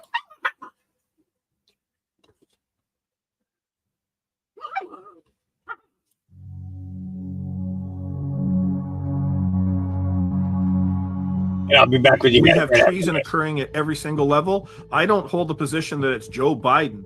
It's your House, it's your Senate, it's your Congress, it's all of these maggots. How many of these people voted for the $95 billion fund to go to those three countries, right? All fomenting war. This is what it's all about, and filtering and money laundering on a massive scale. Everyone that voted yes on that should be rounded up by the American people and brought into a court outside of the bar, and they should be held for treason. Hey friends, Sean from SGT Report here with an emergency update. That was my longtime friend Christopher James, and he's absolutely right about the treason in all of the Western nations, not the least of which is the treason coming out of Washington, D.C., that endless war machine. And by the way, we have immediate action we need you to take. I got this from Attorney Todd Callender today.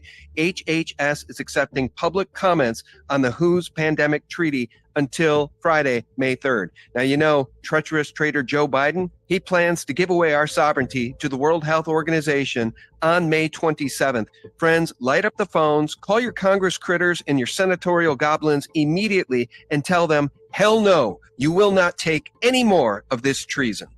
Before we start this one, friends, just a quick word about our sponsor. We've told you the truth about the destruction and the demise of the US dollar and its purchasing power on this channel for more than a decade. So how do you feel about leaving your money in the bank? Not great, right? It's losing value every single day because it's being debased. So if it's stressing you out, why not invest smarter with Noble Gold Investments? Precious metals are simple and real, tangible wealth. And by the way, gold just broke a new all-time high in USD. There isn't a company on the stock market that was around 2,000 years ago, but guess what? Gold was. It's a reliable, dependable, and authentic way to protect your wealth. That's why you can't go wrong with precious metals. They always have your back. Noble Gold Investments is the same. Their American-based experts will show you how to set and forget your IRA or 401k. Now, there's no guarantee of any kind with any investment, so do your own due diligence, but you'll get a dedicated professional assigned to you from Noble Gold. So no hassle, no call centers. This month, Noble Gold Investments is giving a free quarter-ounce gold standard coin with every qualifying IRA investment. Visit noblegoldinvestments.com to claim your gold coin. That's noblegoldinvestments.com. Hey, friends, welcome back. Thank you so very, very much for tuning in to this emergency broadcast from SGT Report. Guys, the quickening is upon us. The totality of the totalitarian attack happening right now in the United States and in Canada cannot be overstated. It's really quite frightening, and we're going to cover as much of the news today as we possibly can, but I got to be honest, there's more happening than can possibly be covered, but we're going to do our best. My friend Christopher James, A Warrior Calls, you can find him on BitChute as A Warrior Calls, I believe on Rumble as well. Chris is back to help me break down the very latest. Chris, how are you, sir? I'm doing great, Sean, and you hit the nail right on the head. This pace is quickening worldwide, and I'm so glad that we're going to be able to share as much as we can today with our fellow man or woman. Well, I've got a very important item to start with. This is a call to action for DAs and sheriffs who now have the jurisdiction to arrest Joseph Biden and Mayorkas for their treason against the United States of America, which, by the way, now is a myth. We don't have a country. We don't have a United States of America. That's a myth. Okay, we now have states that must stand up for their sovereignty.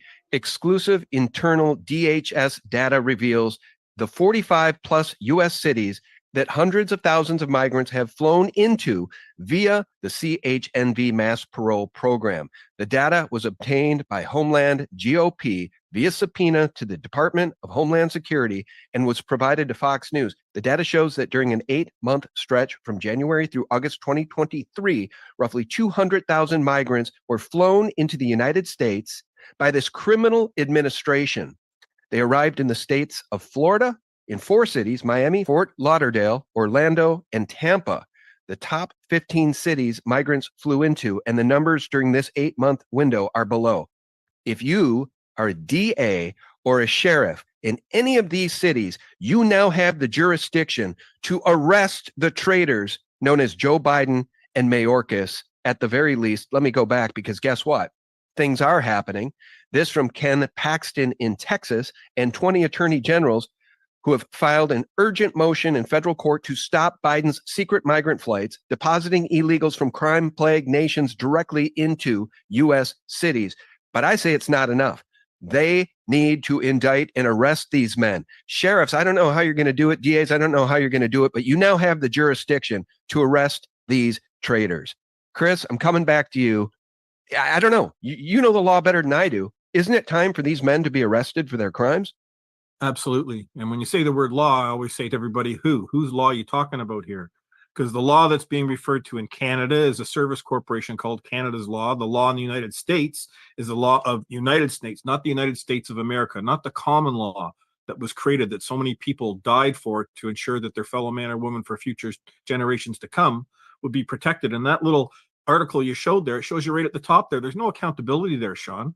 You're talking about 2 fictions, the state of whatever going against Homeland Department security. There's no people that are named that are involved in this massive corruption that's going on. You're absolutely right. Joe Biden, Justin Trudeau, all these people need to realize and understand worldwide they are heads of service corporations. We're seeing this unfold right now. That's why they're not being held accountable, because the bar, again, is a criminal organization. Legal does not apply to a man or woman, and until we confront this head on at a public courthouse, as you talked about the sheriffs there and the attorney generals, I have no faith in these attorney generals. These people are all part of that private society, Sean, and you're absolutely right. They should have arrested these people a long time ago for what they did. You can go back as far as George Bush and as well as Bill Clinton and things that they were all involved in over the years. Look what they're doing to Trump right now, right? In this kangaroo court system. So we've got a global problem worldwide consciously that people are simply, they're ignorant of this truth. And this is why they've got to realize very quickly that we are in grave danger, all of us.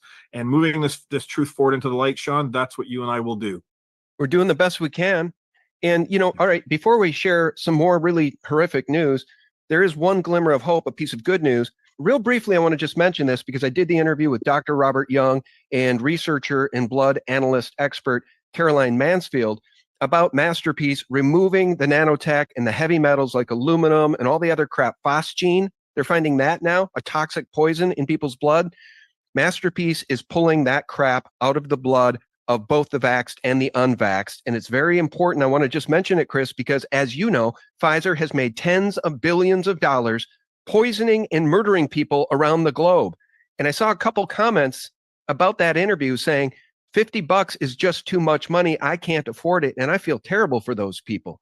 But we're doing the best we can. For $50, you can help reverse the damage, the depop efforts of that bioterrorist company known as Pfizer. I just want people to know we're doing the best we can, Chris, aren't we? Yeah, absolutely, Sean. And like I said, as we talked a little before off air, I feel for these people too now in this world. So many people are underwater financially, but at $50, I mean, it's $53 US. That lasts you 2 months, one bottle. So, you know, it's less than $1 a day. I mean, it can't get any cheaper than that. And you're right. We've got to get this in the hands of people right now, because what's new to me, I know you've been doing research for many years. I'm over 20 years myself. I only learned in the last 6 months really about wideband, wireless body area network. And this is what people need to understand, what they're going to be using and are using already to basically mitigate all these communications. And also they're going to use through a health program where the doctors doesn't have to come and see anymore. It's all over Cisco's websites and that, if people were actually shown it, that they're going to be able to hack into your body, right, remotely from wherever you are, and they're going to apply their health treatment to make you better. Well, we know where that's going to go.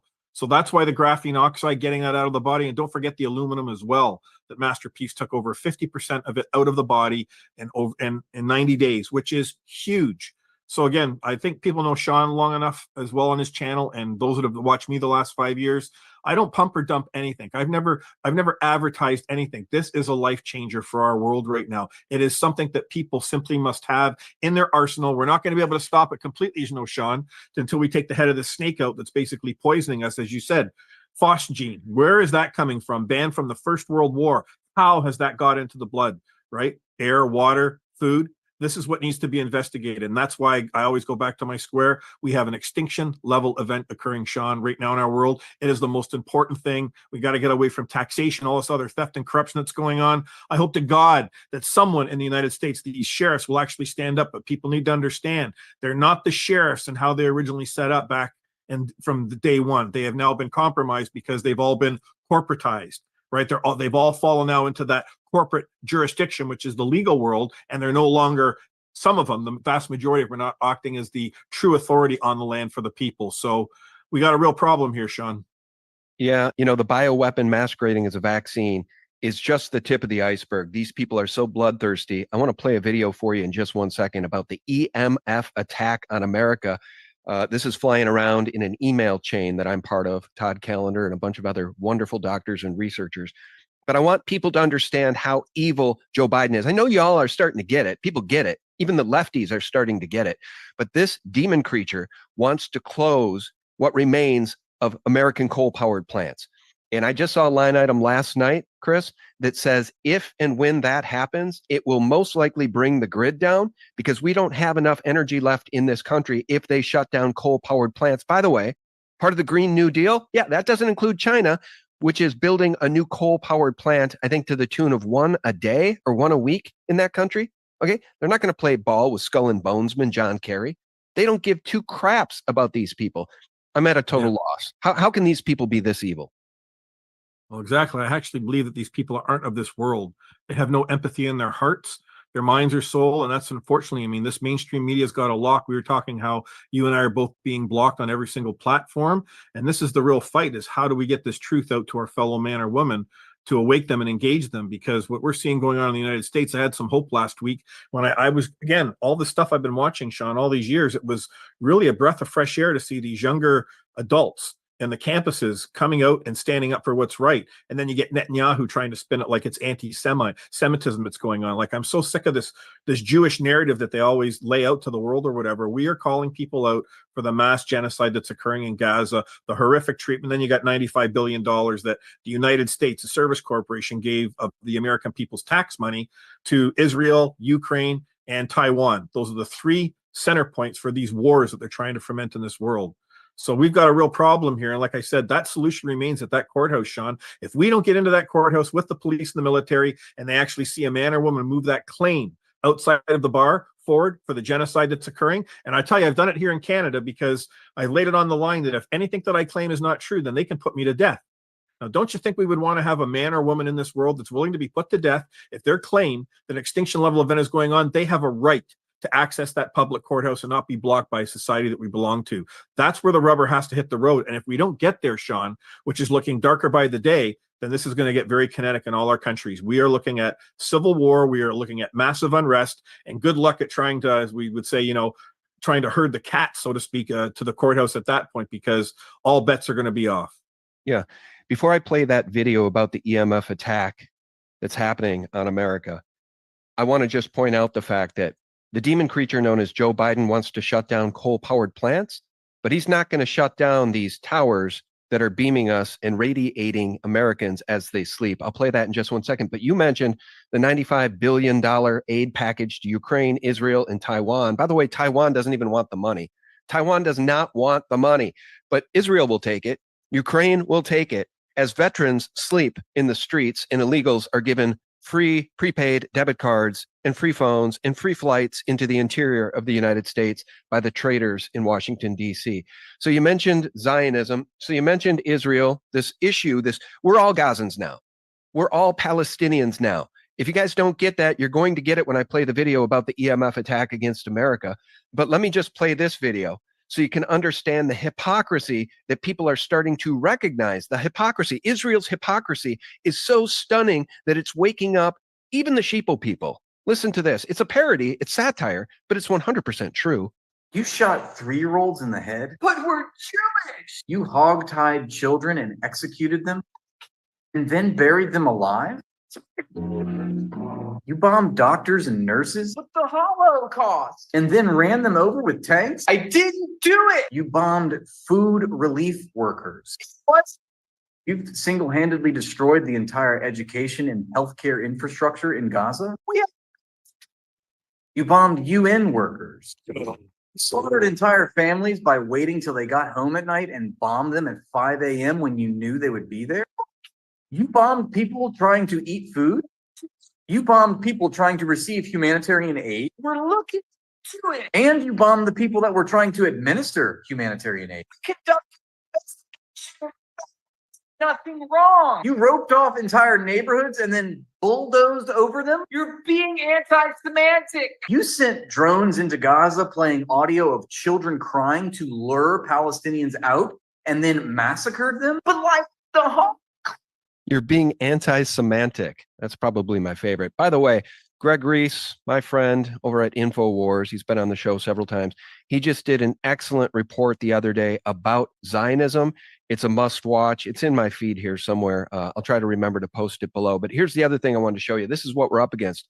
Do not profane your daughter by making her a prostitute, lest the land fall into prostitution and the land become full of depravity. Leviticus 19:29. There's something really wrong with these people. This is what we're up against. This gal brags about her abortion. Finding out about my baby's gender today. Kind of nervous. It's aborted. Chris, this is the spiritual warfare that we're up against. Hopelessly deluded young people bragging about their abortions in social media. God, we're doomed. I told you guys this was going to be a big report, and there's a lot of bad news in it. And for that, I'm sorry. Yeah, well, it's nothing to apologize for, Sean. I know that we and there's many other people, hundreds of thousands around the world that are trying to bring this light forward and into the light. But, you know, Justin Trudeau here in Canada, you know, he was referred to as a wacko yesterday in Parliament or whatever. And then they threw out the party leader for the Progressive Conservatives because of that type of talk. When meanwhile, there was nothing wrong with what he was saying. But at the end of the day, all this theater is happening in all our countries. You've got right now that they're talking about the anti-Semitic bill that they're trying to pass right now. And yet I just took the guy before we came on the broadcast here, and he was stating, I read through this thing, and he says, you've not defined what's anti-Semitic. So he said to him, if somebody writes a report that, you know, such and such, so many people are dying or this or that at the university, is that being anti-Semitic? As that video that, comedic, which isn't really that funny, but what the gentleman's talking about, it's that serious. It doesn't matter what we see going on in this world. If John F. Kennedy was alive today, right now, he would have already been into the Israel and he would have stopped all of this. This is what the world needs to see. Nobody's coming to the rescue of the Gazans here. They're allowing Israel to decide what they're going to do, when they're going to do next. I mean, how many more women and children, Sean, have to be murdered before somebody in this world steps up and does the right thing? And that's what I'm saying. The American people, I love them with all my heart, but You're no longer the light to this world. You have to understand that your country's been completely, co-opted by these evil people. It's happened over 100 years now. You've got New York City. They're putting in these tolls in downtown that people are going to have to spend $15 a day to go from point A to point B in their property. I mean, and as you were talking about there so eloquently, talking about $10,000 they're going to give them with these cards and places to stay and everything. I mean, the countries are being completely picked apart. And no one in law enforcement seems to recognize that this is going on, because if they do see any wrong, who are they going to go to? They're going to go to a lawyer, right? A crown attorney, an attorney general, and they're going to bring this forward to them to move this into the court system. And it's never going to happen. We got court cases now here in Canada that have been dragging on for 2 years. It shouldn't take that long, Sean. People should be brought in, especially when we're talking of this type of treason that's going on. I don't know what it's going to take for the American people to wake up. Well, that's just the thing. And the fact that people are waking up isn't turning back the clock here. I mean, this stuff is accelerating. The tyranny is accelerating. So it's obvious that they are waging an open war against people in Western nations, not just in the United States. What's going on in the EU is an abomination. What's going on in Canada, in Quebec, QR codes are going to be required to leave Quebec and re-enter Quebec. We'll get more information on that from Chris in just 1 second. Two quick notes, though. Audio seems to be missing on some of my podcasts, according to 2 people who have contacted me in the last 48 hours, one of whom was trying to listen to my podcast via Apple Podcasts, the other by way of Amazon. And they say that there are entire black holes in some of these audio podcasts. And I can assure you guys, the files when I upload them are fine. It's the same file that I upload to Rumble or BitChute, just without the video. So I would encourage people, go to my Rumble channel, go to my BitChute channel, and listen there. If this is happening in the podcasts, it's being done by design. Okay. I'm not doing it. Obviously, I'm not uploading bad files. So that's one note. The other note, guys, is regarding the EMF attack on America that I'm going to play the video about in just 1 second. My friend Sophia Smallstorm, I asked her about this, and she says, I do not doubt that NEXRAD Doppler towers are being triggered to emit RFMW, radio frequency modulation. I'm trying to figure out what that RFMW means, but for hours at a time. However, I'm curious about the elevation aspects of these emissions.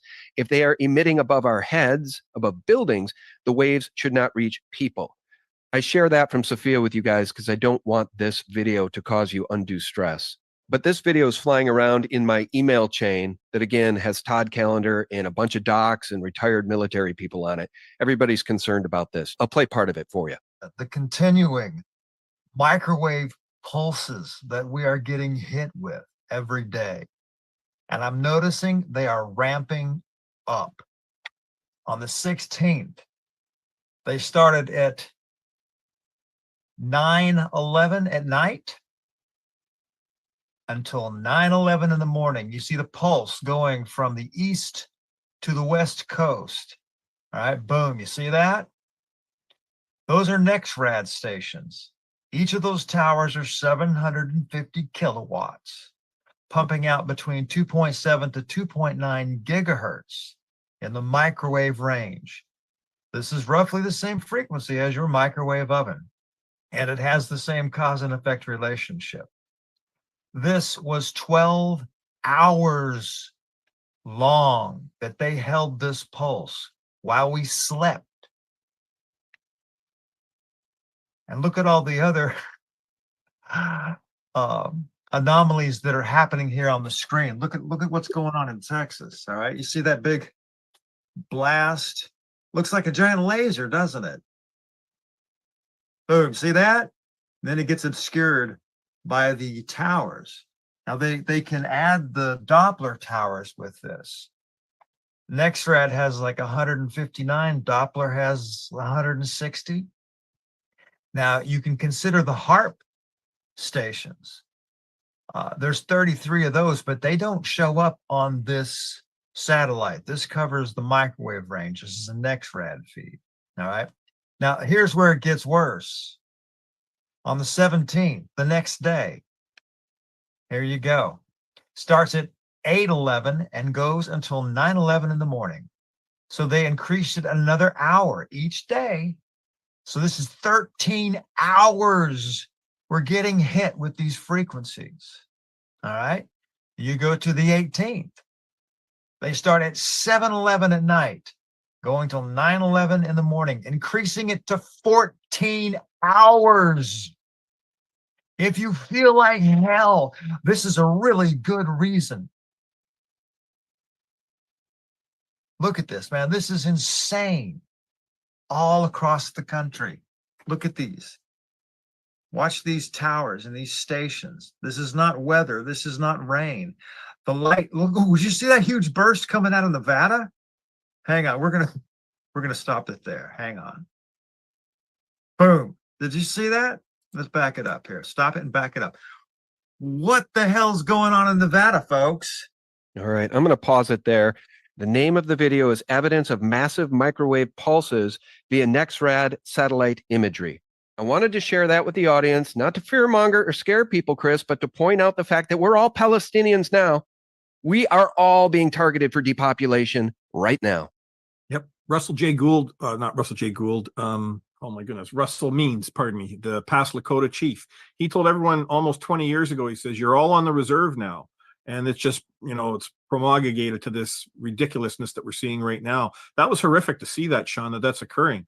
This is why the other thing that we've talked about, Masterpiece, the other shoe that goes very powerfully with that is flfe.net. It's EMF mitigation. People need to look that up. Again, that's flfe.net. You'll probably find the link I'll give to Sean in his description there. But this helps the EMF mitigation over your house. They're able to literally put a field over your house. And I had it put on my home 3 months ago, and I realized right then and there I must have been EMF sensitive because all the pain and everything I've been dealing with, Sean, disappeared the next day, and it hasn't come back. So, like I said, we are being attacked on so many fronts. That's why Masterpiece is a foundational part to push back against all of this connectivity through the wideband networks. But we also need to find something that mitigates the EMF frequencies that are washing all over us every day. And it's something that people need to look at. That's horrific what we saw there, Sean. Horrific. And I mean, the average man or woman, they have no clue that this is going on. No clue. Yeah, because it's invisible. I mean, what a brilliant weapons system. To roll this thing out, and it can be used as a weapon system. We know that's true about 5G. So let me play this because the hits just keep on coming. Call your Congress critters and senatorial goblins right now and mark your calendar, May 27th, a tool for total control. Listen up. To begin with, May 27th, just a few weeks away, may be more important to American history than July 4th. Take a listen. I'm Reggie Littlejohn, co-founder of the Sovereignty Coalition and founder of the Anti-Globalist International Organization.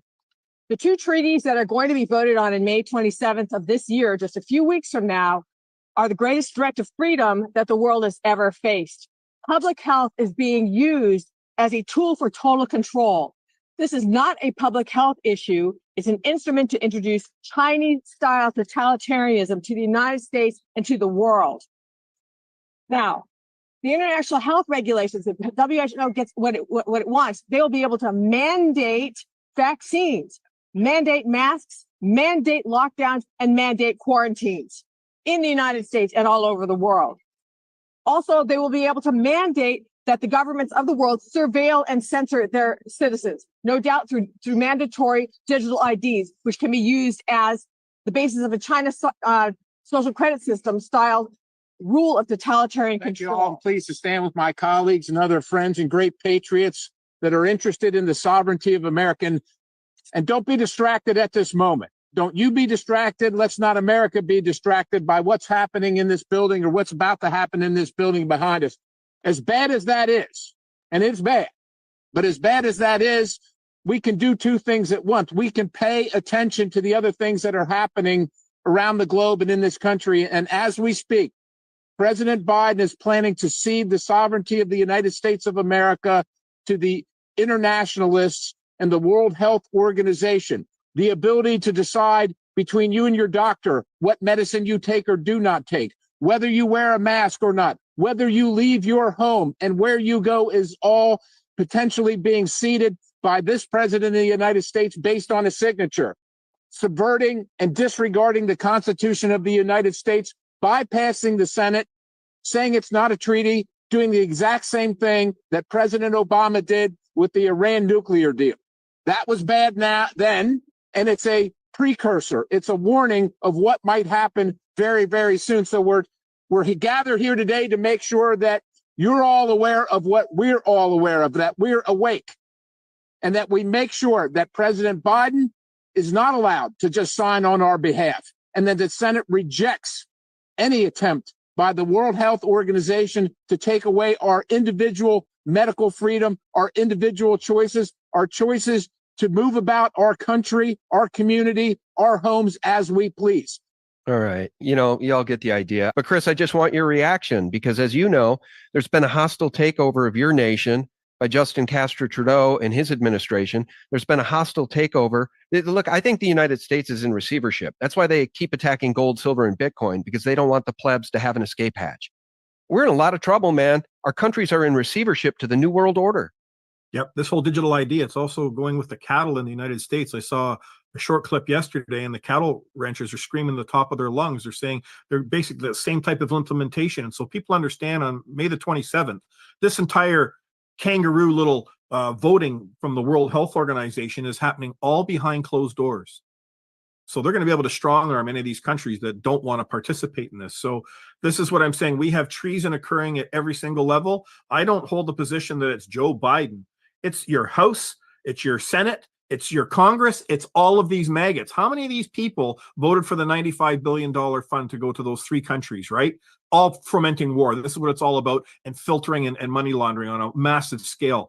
Everyone that voted yes on that should be rounded up by the American people and brought into a court outside of the bar, and they should be held for treason. It's not just one guy that's doing this. It's not just Justin Trudeau in there. These are just low-level tools of a much bigger problem we have that has existed in this world for a very long time, but now they're coming after everybody. They're coming after the jugular, and that's what's going on in Quebec as well. They're bringing out this whole, you can't leave Quebec Island unless you got a barcode.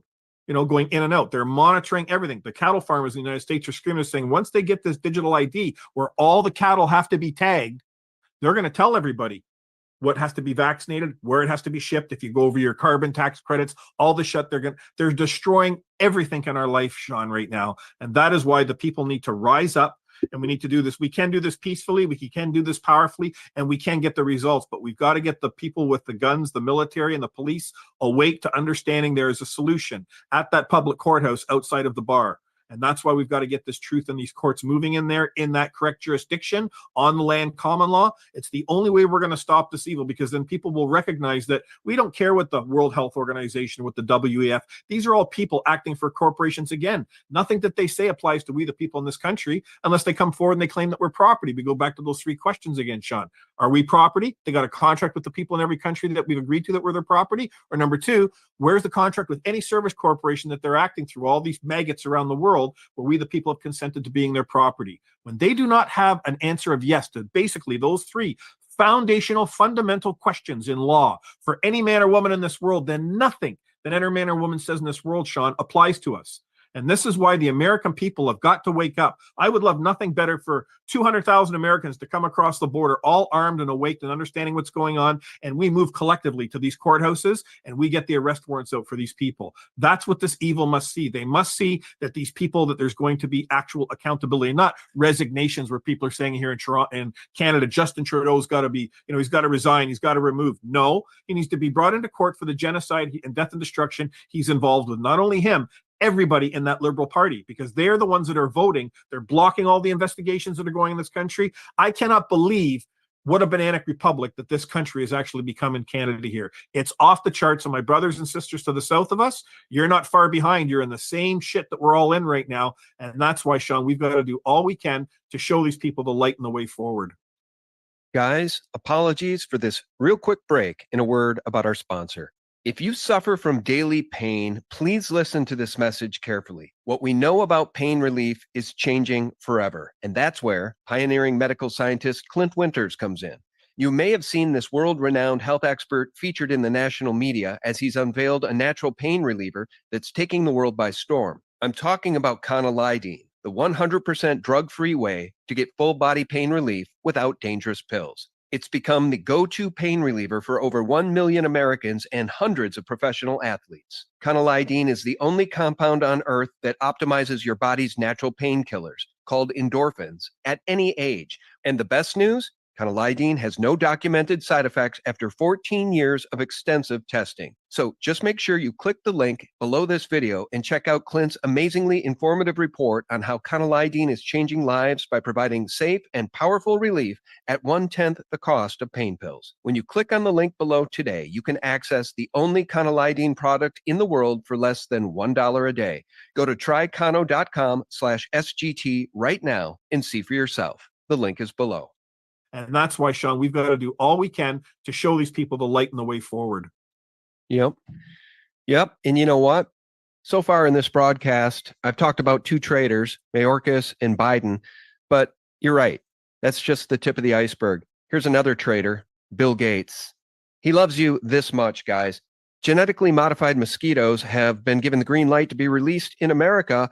Some of them are programmed to vaccinate you. I've got two clips to play about Bill Gates and the traitors.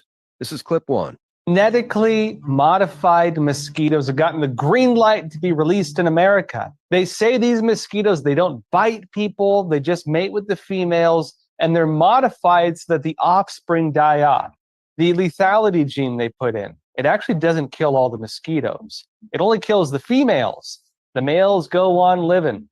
In other words, the GMO mosquitoes do bite humans. Some of the programs are about using the mosquitoes for other things, like vaccinating people against their will. In September 2022, NPR declared that the researchers had successfully vaccinated people using these GMO mosquitoes. One of the lead scientists on the program told the publication that we use the mosquitoes like they're 1,000 small flying syringes. They want you to comply by force and imprison yourself in their global digital gulag. So, will you? This is Alex Newman from the New American on Glenn Beck. Talk to me about the 50 and 5 plan. So the UN has partnered with Bill Gates on this, what they call digital public infrastructure. That is a very fancy term. And I think the simplest way to understand it is they're building a giant digital gulag for all of humanity. So the UN Development Program has officially launched this. It was officially launched at the end of last year, where they're going to get 50 governments, they call them countries, but really they mean governments, to impose at least some major element of this digital public infrastructure on their population within 5 years. So 2028. Passports. Digital IDs, and those are already emerging. In fact, many states are developing these. I just went through the airport yesterday. You can scan your digital ID QR code, right? So that's happening. And that's really one of the main reasons for the COVID absolutely nonsense. The architecture that was laid down is the backbone of this global control grid that they're building. So then you've got the central bank digital currencies, which are already being unveiled. Right? They've already been released. The World Economic Forum just said a few days ago, 98% of the governments and central banks in the world are working on these CBDCs.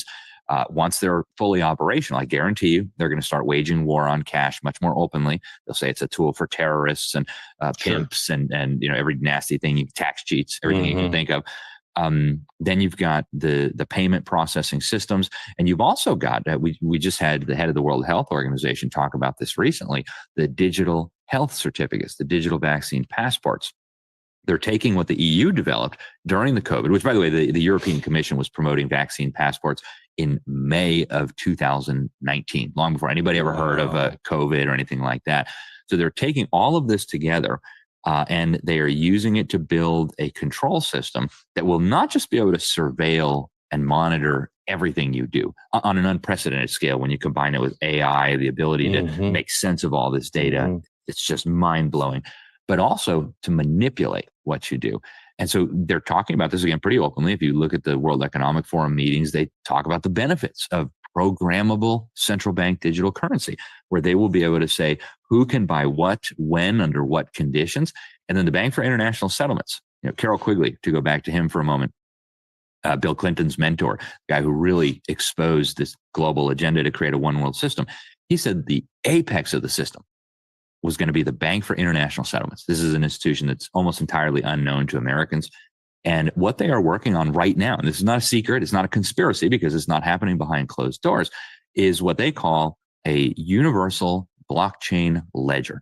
They want to tokenize every asset in the known universe, every farm, every car, every house, every tree, put it on this ledger, this blockchain ledger, and then you're only able to interact with this blockchain ledger using your biometric digital ID, using your central bank digital currencies. So if I want to buy something from you, I can't just hand you a $100 bill. I've got to go on my device, connect to this blockchain system, transfer the central bank digital currencies to you. And so this is a mechanism for controlling humanity that I think is really unprecedented in human history. And when you take it all together, it's very obvious. All right. I'm coming back to you, Chris. Look, I think what was just described was probably designed by Lucifer himself, because he wants a prison planet. And Alex Jones aptly named his website 30 years ago, prisonplanet.com, of course, Infowars.com. We're in a lot of trouble, Chris. We're in a lot of trouble. This is a plot from Satan himself. These people are aligned with Satan. So that's why this plan is so far reaching in scope, so devious in nature, and so difficult to stop. Yep.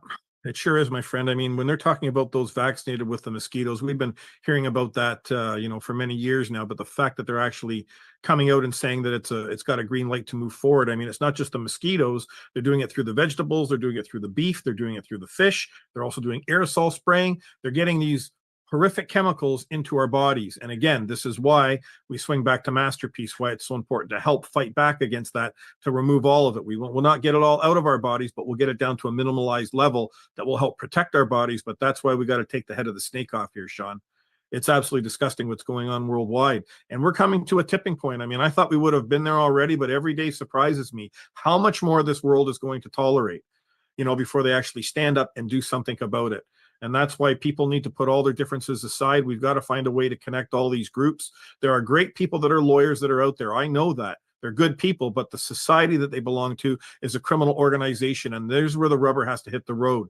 If we can take out the central bankers, this creation of money, he who controls the money makes all the rules. That's what, the Rothschilds talked about many, many years ago. They didn't care about these governments, these service corporations that were being created. They said it right out in the open. They say, he who controls the money, the gold, makes the rules. And that's what we're doing right now. So if we can get control of our monetary system, get control of our courts again, to start moving these actions against these people very swiftly. I mean, Sean, you have the right to move a claim of trespass against Joe Biden like that.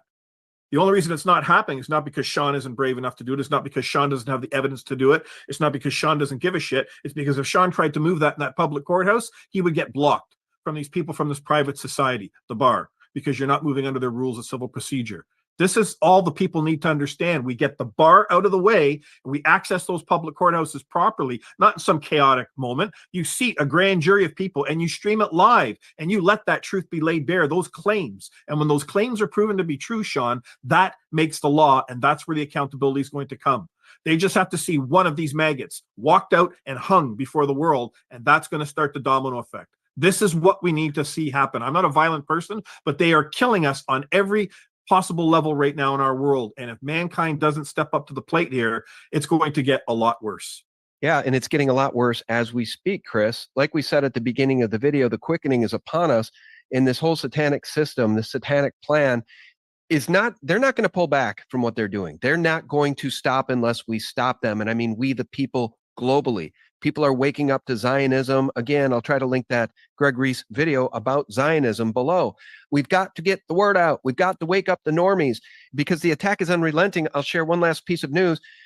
Bitcoin evangelist Roger Ver was just arrested in Spain. Now get this. Roger Ver had renounced his citizenship. He had paid his exit tax. He had moved to Spain, and they just arrested him, and the U.S. wants to extradite him back to the United States for what they say he failed to do in 2018. He failed to pay taxes on Bitcoin he sold. Now, this is a man who renounced his citizenship and no longer lives in this filthy country, but they want to bring him back and put him in prison. So this is what we're up against, Chris. We are up against really hardcore evil. And look, I'm not even a big Roger Ver fan. I'm just saying, even when you renounce your citizenship and you get out of this country can still get you. This government can still get you. Yep. It's the bar. It's that society. That's what I'm saying. I mean, it really is for those of us that are fully awake and we understand the depths of this corruption across the board. It's very simple, Sean, to take this down. And that's the first part, is people know who they are, understand the power of that public courthouse when we access it with police and military outside of the bar, and move claims against these people. That will stop everything in a heartbeat. I can't believe that, Bill Gates is still walking around for everything that he's doing. And to tie back into, I know we're jumping around here, but your audience can follow it. When you're talking about these coal power plants being shut down, well, what of all these data centers, these massive behemoths that they're building worldwide, especially in North America, what are they being powered by? Coal, right? They have to create their own private coal power plant to be able to provide the power for these massive data centers. They're not going to operate off some electrical grid. So this is what I'm saying. And like in Canada here, Justin Trudeau, their $40 billion deficit. Get this, the Service Corporation Canada's $40 billion deficit. And yet they've managed to come out with another $15 billion for Honda to make cars here in this country for 1,000 jobs only. And again, the whole EV market, as far as I'm concerned, is just an end run, right? The batteries don't last long enough. It's just a colossal mistake. And Ford Motor Company, they lost over, I think it was $100 million last year in the United States trying to roll out their EV. And they're supposed to be doing the same thing up here in Canada here. They're shutting the one plant down in Oakville for 3 years, but now they're getting cold feet, and they should be. It's absolutely suicide for these corporations that have been around for a long time, providing us with these wonderful, vehicles, property to get from point A to point B. If this grid gets switched over from the digital ID to then everything's electrical vehicles, we are finished. And that's why I take issue with what Elon Musk is doing as well, too, with all his satellites as well that he's trying to put up around the world. It's just, I was reading an article about that today. They're talking about that every single day there's going to be, it's the size of basically a large truck, they're only going to last for 5 years in outer space, and then they re-enter supposedly, and then they burn up, and it's going to keep all of that every single day. There's like 100 of them that are going to be burning up in our atmosphere, if not more. So like I said, Sean, it's the truth to stop all of this is very simple. It is very powerful. This is what the evil fears, but that's why they're coming after everybody. They will get you no matter where you go. A ham sandwich they'll indict, and that's what this society called the bar does. Legal does not apply to a man or woman. All of these courts that are moving against people are in the wrong jurisdiction. It's constructive fraud. It's known as personage. And that's why these people wearing the robes, especially up here in Canada, they're doing the same end run on people up here. We had the 4 Coots guys that were part of the convoy in Alberta out there. 2 of them got released early, but then the other 2, they got found guilty. Now they're just waiting for some sort of a ruling from some court that was all a kangaroo court to begin with, if they're going to be locked up for 10 years. This is what they're doing. They have to make examples of all these people that are at the heads, that are on the forefront of trying to do the right thing to suppress anybody else coming up from the ranks. They've done that with the police here, horrifically in this country. All these great police officers that did stand up, everywhere from giving a $50 donation to the convoy that happened when the truckers in Ottawa, to people that were actually involved in investigating all these baby deaths, these infant deaths. And their conclusions came to, it's the vaccinations that were doing it. And as soon as they brought that truth out, all verified, all backed up by their incredible work, what happens? The very organization that they work for now drags them into their little private tribunals, is trying to strip them from all their rights, make an example of them so that nobody else speaks up. And that's why we've got the fight before us like never before, Sean. Yep. 2 more things to share with you guys before we part ways, because you know what? We are all Palestinians now. By the way, they own you. That's why they think they have the authority to tax, poison, and kill you. Get this. The flat fee for leaving the U.S. is currently $2,350, and any other tax they assess is on top of that. You are literally the property of the United States government, and if you don't pay them to acquire true bodily autonomy, they will send armed men after you to retrieve you, their property. They want $2,350 from you to renounce your U.S. citizenship, and they want you to pay an exit tax on any investments you have. Any wealth you have will be taxed if you want to leave the country.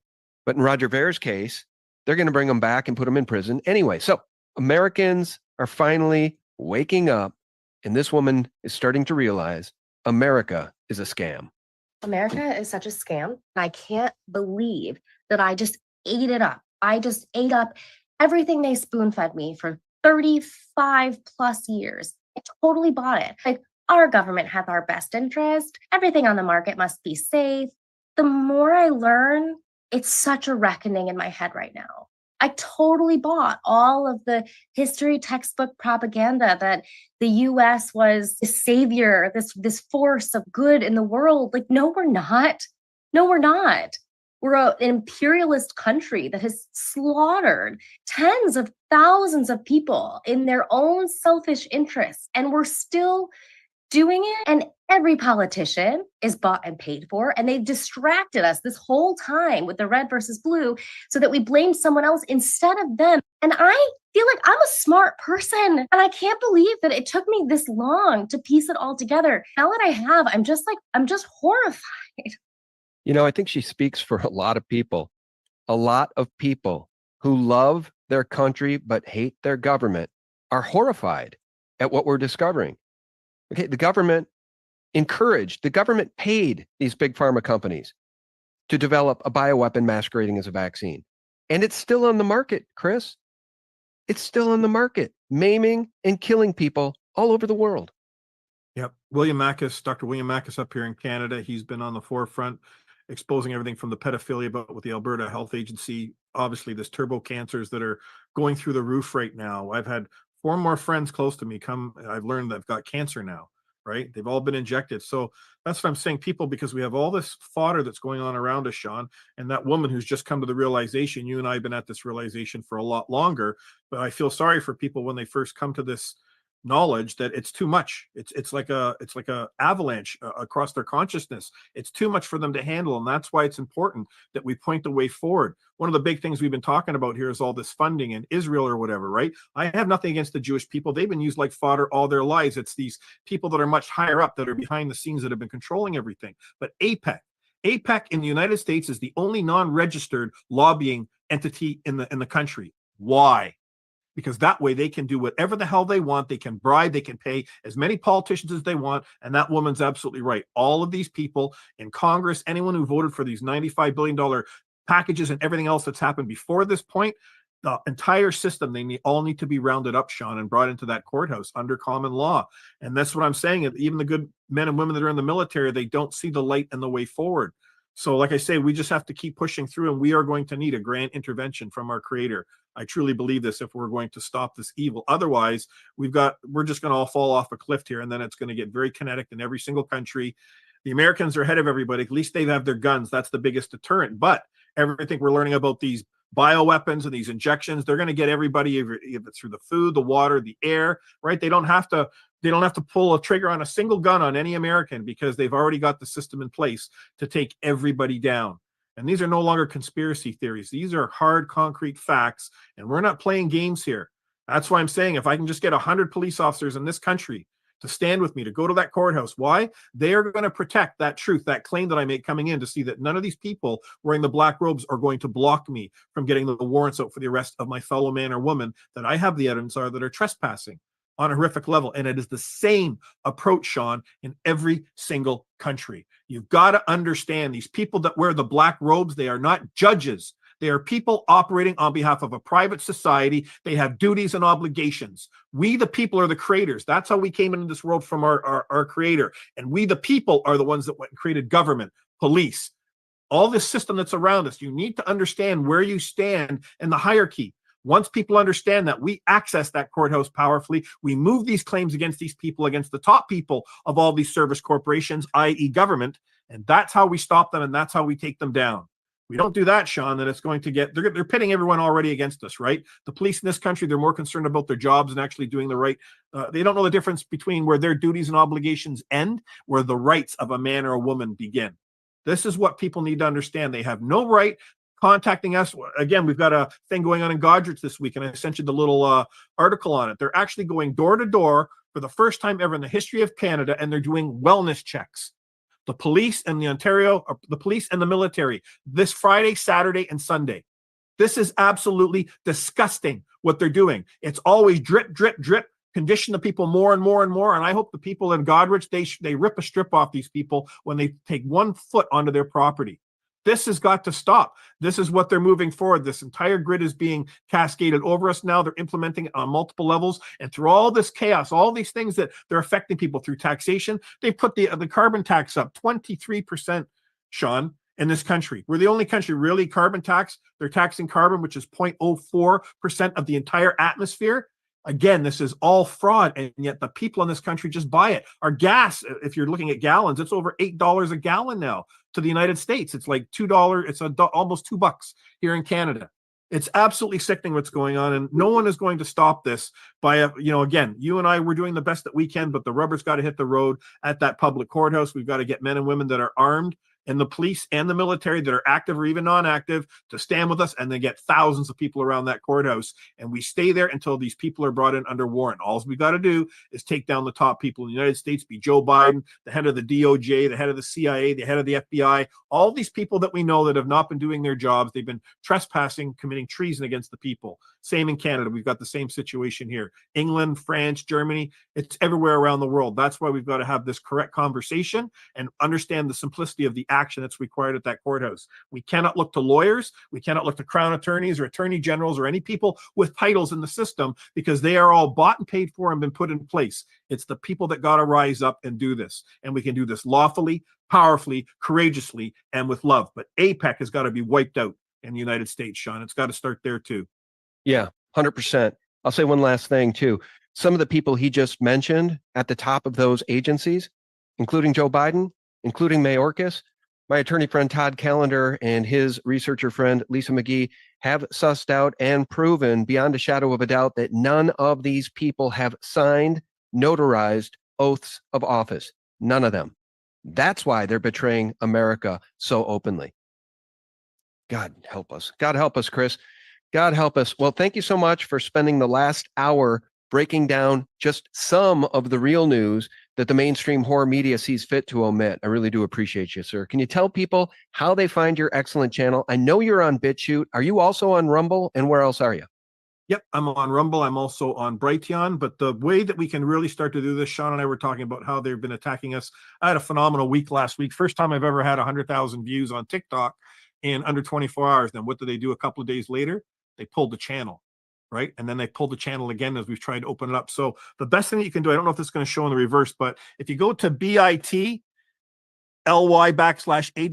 live feed, that's the first. I'm sorry if it's backwards there, my camera, but if you go to that, you can join me on Thursday nights. And that's where you're going to see in real time exactly what's going on with the solution always put forward. I've been helping people, as I told them, everyone's down here, Sean, talking about taxation, property taxes. I've showed them how that is all theft and corrupt. They get that.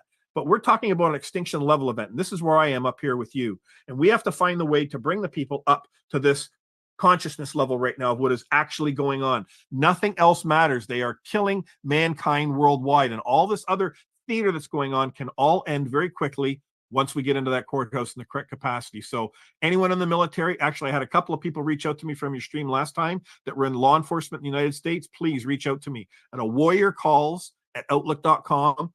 Talk to me. Let's start bringing the people together, because I don't see any other way around this. If we don't get the police on side with us in the military, Sean, and we get around that courthouse and move warrants, then it is going to be civil war and massive chaos with this evil has always been working towards for them to usher in more, to protect you now that there's all these horrific financial collapses that are happening, that they're going to blame it all on COVID-19. This is, we had this incredible disease, this pandemic, and it really set things. That's what they're using. That's why COVID-19, people need to understand, is a. And that's enough of them. Can't go one friggin' podcast without talking about it. Can't do one. Wants us to share his information, but then puts everything in there necessary in order to take it down. You know what I'm saying? I give up on these guys. Why should I bother? Why should I bother sharing their information when when all they do is put everybody in a position to have everything taken down? It doesn't make sense to me. It really doesn't. Really doesn't. Yeah. Your whooping box is all set up over there for you, okay? All right. The Campus Caliphate is graduating into another summer of love. Arab Spring Break is awash with Soros money. Yeah. Arab Spring Break's graduating into another summer of love. The Campus Caliphate's spreading. Riot police were on the scene at Fordham University in New York. Thousands of Antifas occupied Foley Square downtown after the NYPD last night moved them out of the Mecca at Columbia.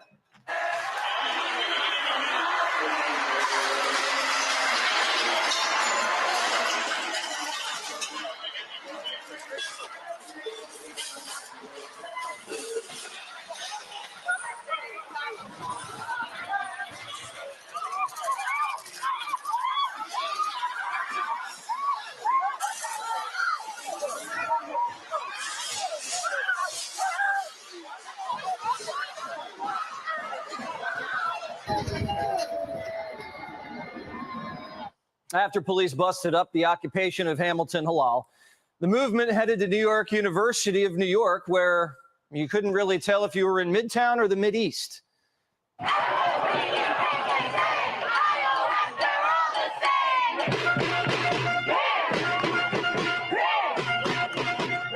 This is the New York City Police Department. You have been warned as per City College to leave the campus. If you refuse to leave, you may be placed under arrest. The safe flow of pedestrian traffic. So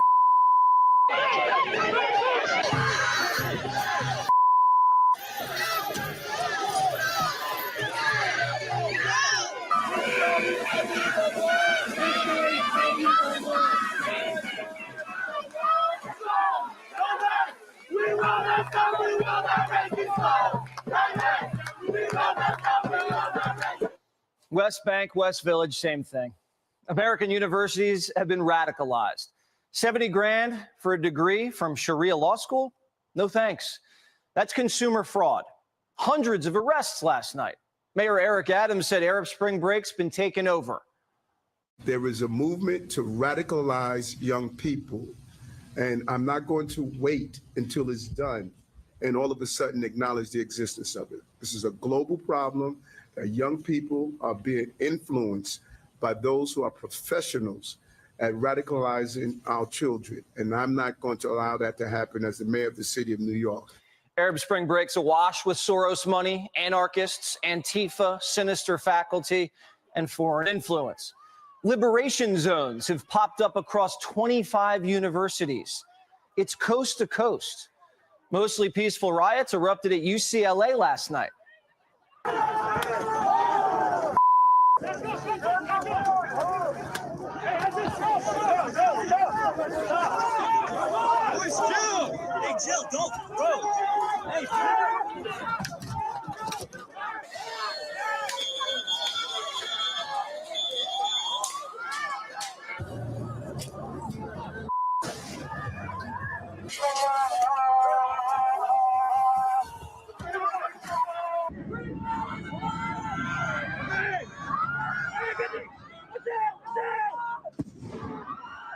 Reports of Jews being beaten, chants of go back to the gas chambers.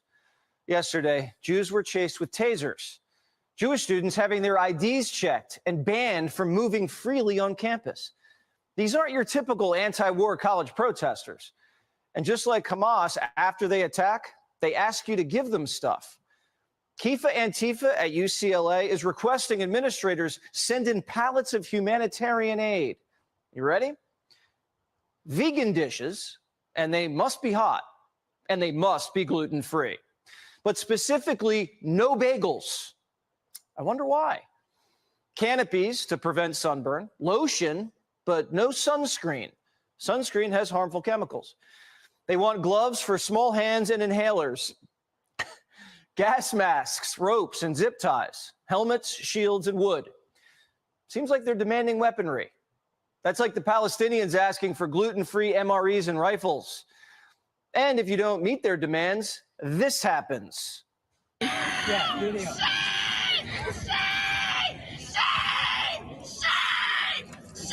Free Palestine from Hamas!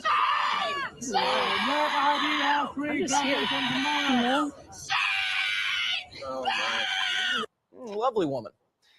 When college students protested the Vietnam War, you knew exactly what they wanted. Not to get drafted and to end the war. But what do these protesters want besides canopies and lotion? They want to fight on the side of Hamas. If you're targeting Jews in America, like the Klan targeted blacks, where's the Justice Department? Merrick Garland doesn't have anything better to do.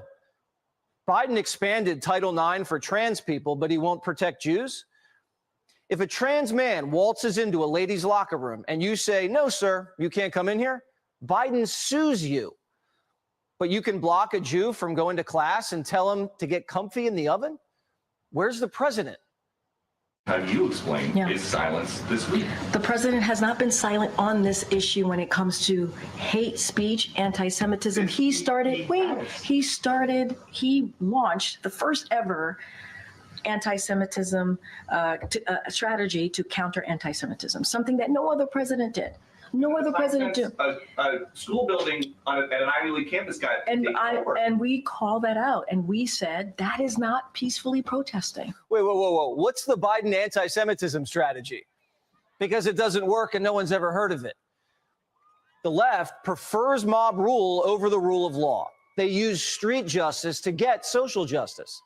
When they can't persuade you, they just intimidate you.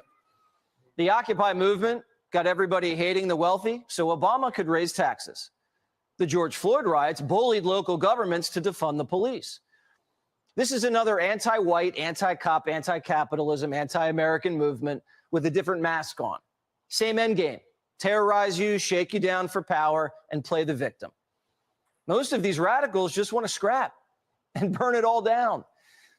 Biden's already giving in.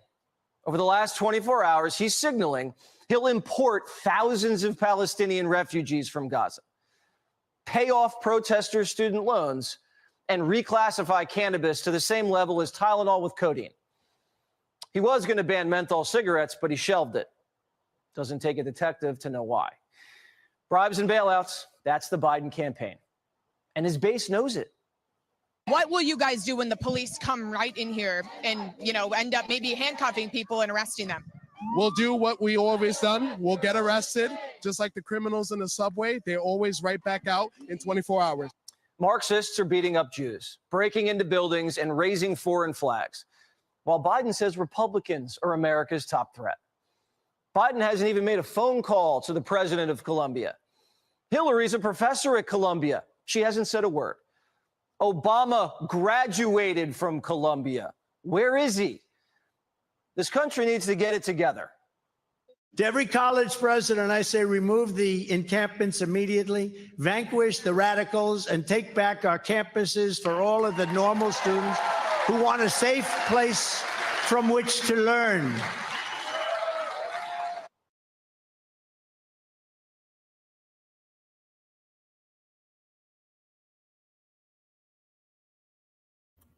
Yeah. How about that? So, told y'all Georgia is red. Election rigging. Josh Dunlap put out.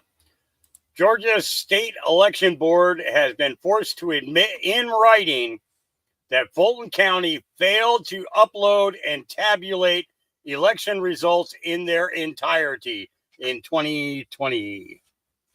Election fraud, and Trump won the state of Georgia. Yep. Yeah. Funny how that works, right? Funny how that works. And funny how nothing is happening, man. I get it. All right. Prohibition was not about people drinking alcohol. Everything you think you know is a lie. Here we go. This is why they were going after moonshine, just so everybody knows. Henry Ford, the visionary father of the modern auto industry, grew up on a farm outside of Detroit. Maybe that's why he designed his Model T to run on ethanol alcohol, a fuel made from corn. White lightning, moonshine. Ford's alcohol captured 25% of the fuel market in the Midwest. Now, when he did that, red flags went up at Standard Oil. John D. Rockefeller, the founder of Standard Oil, started funding an amendment that would become known as Prohibition. That one law shut down all alcohol production in the U.S., including ethanol alcohol. For 12 of the 13 years of Prohibition, Ford continued to produce ethanol-compatible cars. And then he gave up. Henry Ford, the visionary father of the modern auto industry, grew up on a farm outside of Detroit. Maybe that... And, the fact of the matter is it wasn't just alcohol that that he was making a killing on. The other thing he was making a killing on was hemp motor oil, or gasoline made from hemp biofuel. And so as soon as Prohibition ended in the roaring 20s there, actually I should say, when Prohibition came into effect in the 1920s, Henry Ford turned around and started producing hemp biofuel, which got even better gas mileage. Hence the reason that they went for the Cannabis Tax Act, okay, which basically it was $9,000 an acre. $9,000 an acre is what you had to pay yearly in order to produce your hemp. Actually, I need to redo that. It was $9,000 per harvest. Okay. So, because you can get where Ford was, he could get 2 to 3 harvests of hemp per year. So the Cannabis Tax Act wasn't necessarily about cannabis, wasn't about marijuana. It didn't become about marijuana until just before World War II. Okay. It was about stopping Henry Ford from using another naturally growing plant on the planet in order to make fuel, because he didn't want to use Standard Oil. Okay. So both the Cannabis Tax Act, okay, and the banning of cannabis worldwide, okay, it didn't just happen here in the United States. It was worldwide. The only country that did not fall into suit was Holland. Amsterdam. Yep. It was the only country. Yeah. There are over 480 different textiles that can be made from hemp.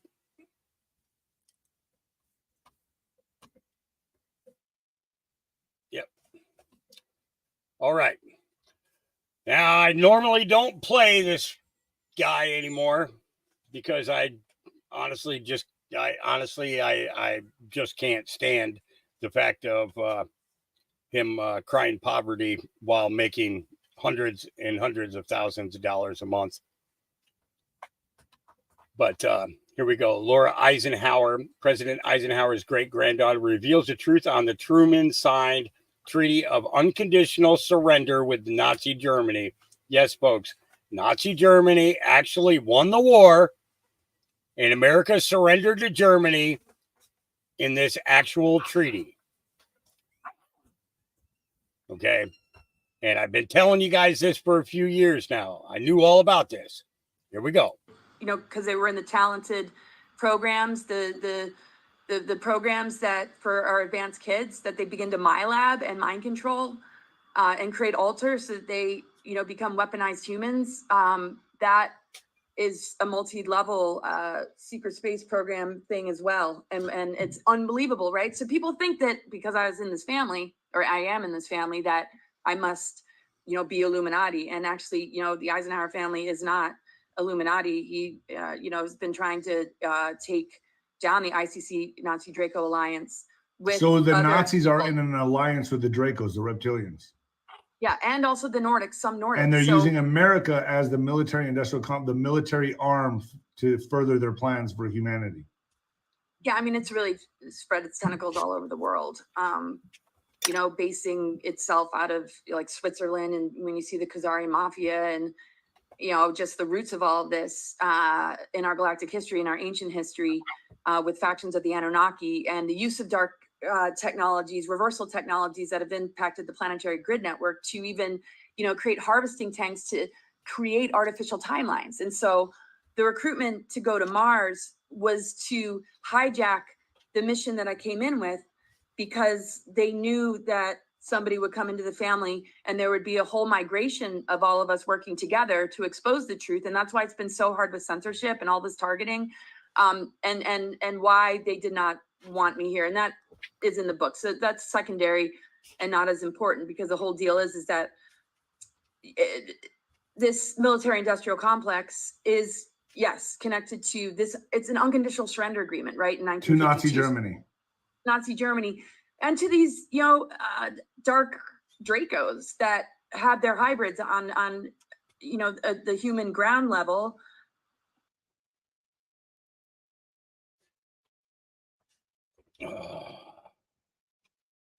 So, yeah, sorry, I had to do something with the pups.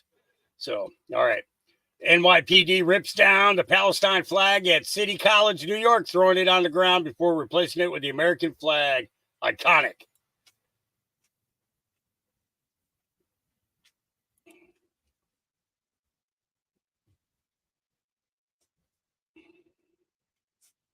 I really wish they would have had some audio. Just threw it down on the ground.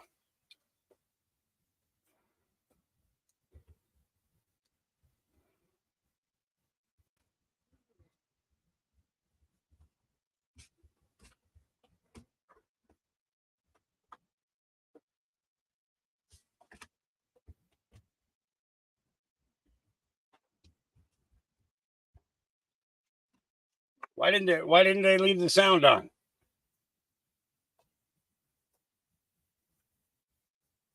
Oh, you taped it up. So you ripped down one flag to put up that one, but you don't even hoist it. Yeah. You couldn't get a ladder to go up there to get the rope. Yeah, it seems kind of strange to me, but yeah. Oh, yeah. So, an incredible scene and proud moment as we have assisted City College, New York, in restoring order to campus, culminating in raising Old Glory once again on their campus flagpole, said NYPD Deputy Commissioner Kaz Daughtry. Yeah, because sticking duct tape on the flag is the right way to go. Yeah. Couldn't do it right. Just doing it for show. Okay, the spice must flow. This is actually pretty, this is kind of a pretty cool analogy here. Check this out. This is something that blew me away. Have you seen Dune 2? I have not. I heard it's awesome. Amazing. Frank Herbert was a friend of mine who wrote Dune. And Frank Herbert came to visit me. And Frank told me he was growing chanterelles in Christmas trees that were just 5 years old. I go, that's impossible. I said, how are you doing that? And he goes, well, I take chanterelles and I put them into water and I pour it to the base of the trees and it comes up. So there's the blue juice. And so if you take psilocybe cubensis or any psilocybin mushroom that's potent, you put it into water, you create blue juice. And this is in Dune 2 where they drink it. And so I asked Frank, the eyes are blue. The Ben Gesserit are these shamanic women who have this high ascended cult. Is it based on Maria Sabina? I said, and maggots grow through mushrooms. And I said, everything, the spice seems like it's spores and your blue eyes and this blue juice. And he goes, you're the first person that's noticed this. This is something that blew me away. Have you seen Dune 2? I have not. I heard it's awesome. Amazing. Frank Herbert was a friend of mine. Yeah. Frank Herbert was a friend of mine. Frank Herbert was a friend of mine. We could write a song about that. USF senior Victoria Hinckley says she was supposed to graduate this Saturday, but was informed by the university she's been suspended for helping plan yesterday's protest. Well, let's listen to her cry. Here we go. We got to have some comedy today, right? We've had feel-good stuff. Now we need something to make us laugh. Then released a statement attempting to lie, to paint the protesters as the ones who escalated this violence. This is a lie. Shame.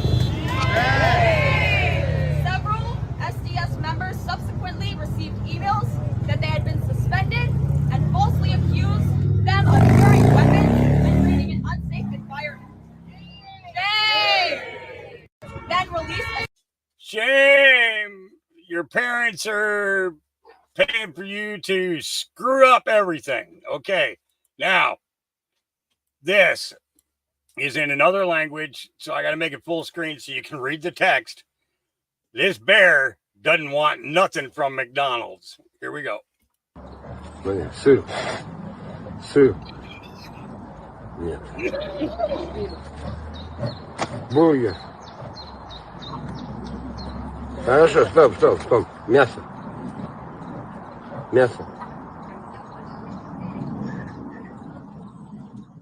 Том, открой рот. Том, открой. Мясо.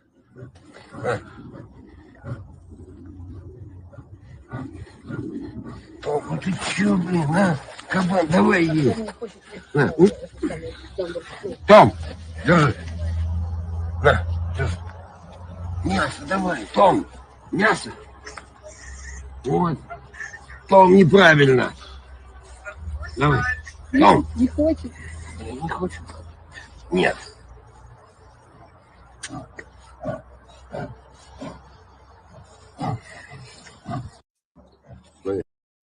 Smart bear. Yep. All right. Senator J.D. Vance just demolished CNN's fake news. Here we go. It's pretty unusual for the number 3 person in the Department of Justice to then go to the New York prosecutor's office to bring a bogus case against Donald Trump, and then to have the judge presiding over that case to be a donor to Biden-Harris. I think that's pretty unusual, Caitlin, and really is, aside from your views or anyone else's views about Donald Trump, this is a real threat to Americans' trust in the legal system. If you look at polling, even a lot of folks who are going to vote for Joe Biden think that the lawfare against Donald Trump is bogus. We're destroying faith in the American system of law and order to try to bring down Joe Biden's political opponent. That's a threat to democracy. It's pretty unusual for the number 3 person in the Department of Justice to then go to the New York prosecutor's office to bring a bogus case against Donald Trump, and then to have the judge presiding over that case to be a donor to Biden-Harris. I think that's pretty unusual, Caitlin, and really is, aside from your views or anyone else's views about Donald Trump, this is a real threat to Americans' trust in the legal system. If you look at polling, even a lot of folks who are going to vote for Joe Biden think that the lawfare against Donald Trump is bogus. We're destroying faith in the American system of law and order to try to bring down Joe Biden's political opponent. That's a threat to democracy. It's pretty unusual for the number 3 person in the Department of Justice. Yeah. How about that? And because it is written, and I want to explicitly say this. I do not agree 100% with what this guy is going to say to us. And I'll tell you why afterwards. Why do Christians support Israel? Because the Christians owe a debt of gratitude to the Jewish people. No, we do not owe a debt to the Jewish people. No, we do not. Okay? We owe a debt to no one except for our Creator, period.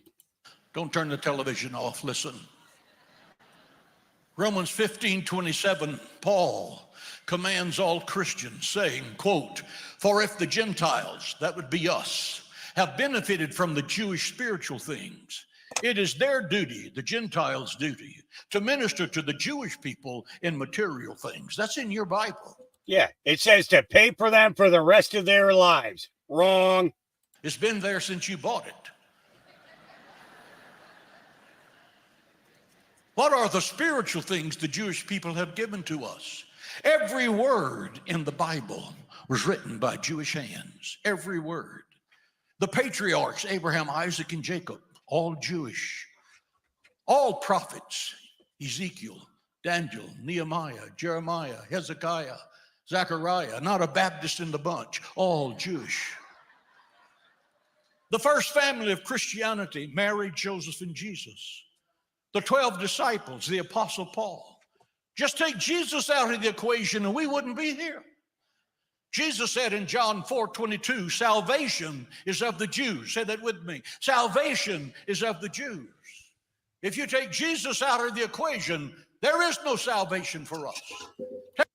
Okay, so why don't I agree with this guy? Because they replaced the word Israelite with Jews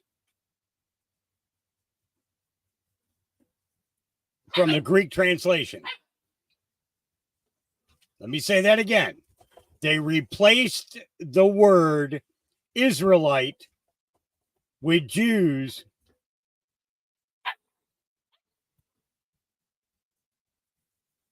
Think about that for a minute.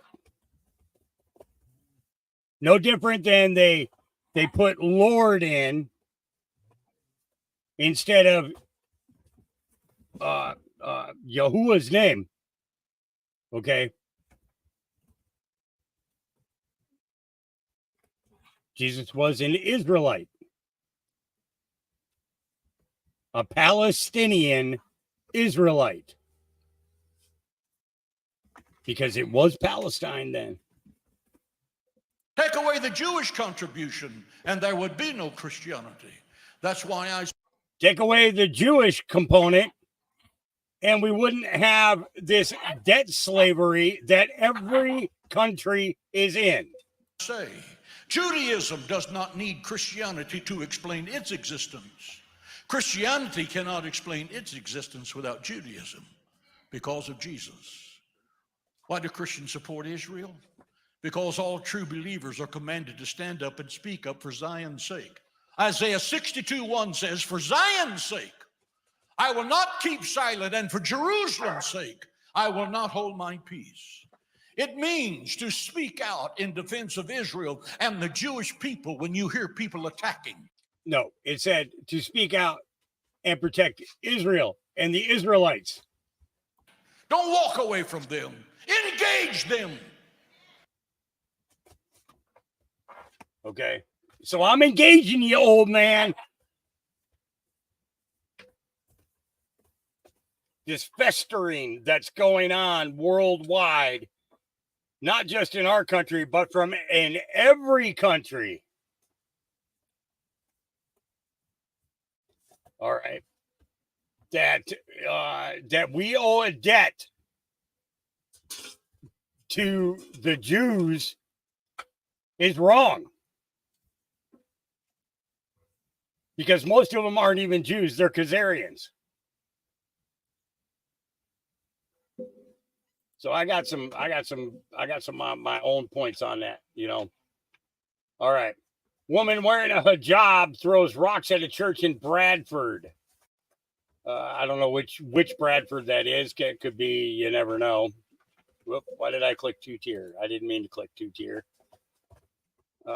Man received a year in prison for leaving a bacon sandwich outside a mosque. What sentence will this woman get for her hate crime?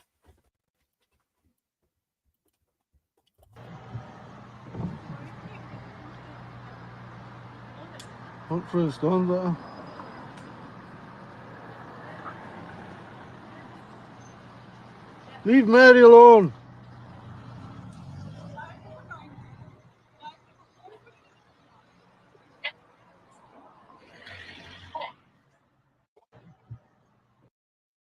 Leave Mary alone, he says. Yeah, ain't your girl.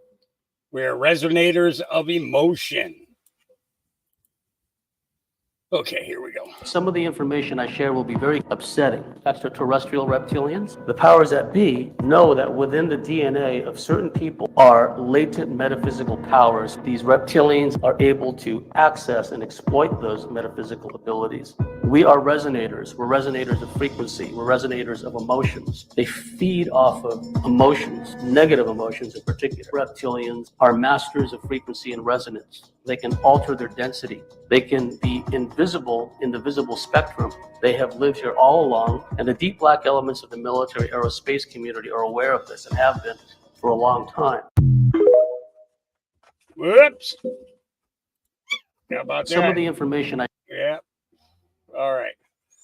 I'm not even going to read that because I'm just like tired of it. This man's voice should be doing nature documentaries. I played this earlier. Played one of his videos earlier. She says it's like butter. That's what Carla Boone says. Here we go. 24 looks like it's going to be close, but if I was a Republican, I'd be shitting myself. I'd be freaking out based off. Mr. Mallory, we've had this discussion before. I'm not sure why you're still speaking. Have you heard of something called problem, action, solution? You can't create the problem and then go, wait, why isn't the thing we caused doing this? You know why. You're either being dense or idiotic. I'm not sure which. Perhaps a mixture. That is just an assumption on my part. However, given your trajectory so far, yikes. However, when you uphold someone in court all day, they can't then campaign, can they? It'd be kind of hard for him to travel if you won't allow him to do so. However, he still seems to be doing quite well, considering that your witch hunt is being exposed for what it is. And it's scaring the general populace. Because guess what that means? It means that the people you dislike can also do that to you the very second they're in charge. Do you see the problem here? It's not just evil when the people you don't like do it. Your continuation of this issue means that other people can do it to you. That's what people are scared of. They're not scared of Donald Trump. They're scared of what you're doing to him, because that means that that can happen to them as well, which everyone can easily see. It's weird that you don't see it. And if you do, then why aren't you saying it? Unless, of course, you don't want people to continue to espouse the allegedly supposed claim that you're a paid shill, which you're not doing a very good job of debunking, nor is Mr. Sisson. If you want to have these discussions, we can, but why should they be freaking out? I think you'd like that narrative to be true. It's sort of like someone who has to say they're funny when they're not. Sort of like someone who has to say the economy is good. Did you know that you wouldn't have to say the economy is good if it was? We would know it, because we'd have the spending power to demonstrate it. I wonder if you know that we've caught on to your game, and everyone else's. You're not fooling anyone. Perhaps people younger than you, or dumber than you, or more naive. Either way, it's not really our prerogative. We're just sort of watching in amusement as you circle the drain. Or, if you'd like, falling down slowly a staircase in slow motion. You never reach the bottom. So fun. But by all means, continue. We're just shivering in fear of your dementia patient crocodile, who most likely won't even last the summer. Best of luck. All right. Yeah. All right. Let's see. Oh, here's one for our British friends. Ganja, good to see you in chat, brother. Good timing. Here we go. How does government really work? First, not even nuclear weapons are taken seriously, so never assume the problem leading the news is taken seriously. Second, roughly all the most talented people at building things are excluded from our civil service. The politicians you vote for have roughly zero power to hire, fire, or incentivize officials, so they have no real power. Third, if you think of the most fundamental principles that lie behind the most successful organizations in history, principles like extreme speed and clear responsibility, etc., then our government works almost totally on exactly opposite principles. Fourth, the MPs are usually not focused on the election, which is usually far away. They're in fact focused on what they think they need to tell the media today to improve their chances of promotion. Fifth, the civil service and politicians' top priority is not doing a good job for voters. It's preserving existing power and budgets. If you don't share this priority, you don't get promoted. Breaking Kayfabe, episode 1. Share with friends who want to know how government really works. How does government... Is he right? I don't know. I don't know anything. So Andy Noah says, today, Portland news station KGW captured the moment the Antifa guards for the Portland State Library occupation pushed someone down the stairs. Far left extremists have seized the entire Millar library for Gaza and are destroying it inside. But I want you guys to notice something. Okay, this kid pulled out his phone, okay, and was recording this. And watch how he lands. He still gets him on camera. Watch this. Early Wednesday, this fight broke out on the library step. Early Wednesday, this fight broke out on the library step. Early Wednesday, this fight broke out on the library step. He lands, it rolls, he does a tuck and roll, and comes back up with the camera pointing right at him. Good kids. Good kids. Yeah. All right. Let's see. Oh, well, this is 100% accurate. Guys, I'm telling you, it's not aliens at Area 51, it's kids. 800,000 children a year, the most guarded place in the country, underground tunnels. This is the place. Yep. That's just one of 3. Yep. This one here was, well, this is actually, I often used to walk through the mall and ask myself this question. So I'm in the mall. The mall isn't real. It's all a simulation. Here we go. This place, so coming to the mall makes me realize we're living in a simulation. Like, this can't be real. Like, you're telling me this place right here, it has 2 people working in there. They're selling enough hats. They're selling enough hats just to pay 2 employees. No, I don't believe it. I don't believe it. It's not real. Also, like some of these stores, like, okay, like maybe, right? Like women's lingerie, underwear, whatever. The Buckle, I don't know. Do people still shop in there?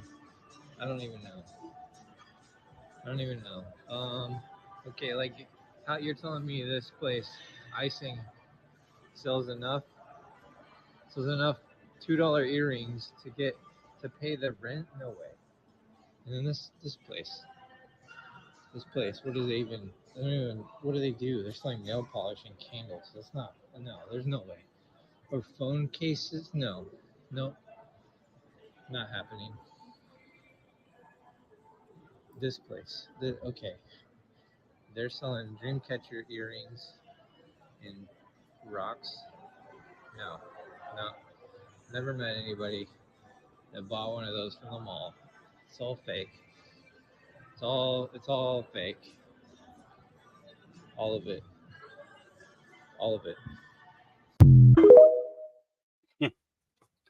Makes you wonder.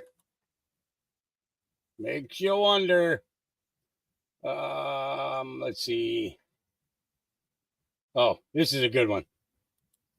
I'm transgender. Okay? You're a man, dude. I'm a trans woman. You're not a trans woman. You're a man. I do. If my daughter was in there, you walk in there. It don't matter. It matters to me. I am a female. You are a man. My daughter goes into those bathrooms and no man needs to be in there. You understand me? You are a man. Start acting like a man. Act like a man. So what? You look like a man. You got a man chest, you got man legs, you got a man face, you got man arms. So what? You don't belong in the women's bathroom. Have a nice day, sir. Hey. Have a nice day, sir. Oh, yeah. So, let's see. Here's another unhinged. Do you fly in airplanes? Do you heat your home? Do you have air conditioning? Do you drive a car? Ed Begley has been riding a bicycle for decades. He's a good ambassador for his viewpoint. Try putting your money where your mouth is. I'd like to address yet another goddamn fucking stupid Republican talking point that is destroying our world about climate change. But before I do, I want to address my own caustic attitude and this guy needs some serious psychological evaluation. I don't like it. I don't like talking like this. I don't like being like this. In person, I prefer to see the best in people and relate to people through common humanity, even when we disagree. But these devices and these platforms are being used by radical Republicans to destroy and undermine our democracy and environment. So I am going to spit truth right back at them. I got a truth for you right now here, tough guy. We live in a constitutional republic, and nowhere in our constitution does it say we have a democracy.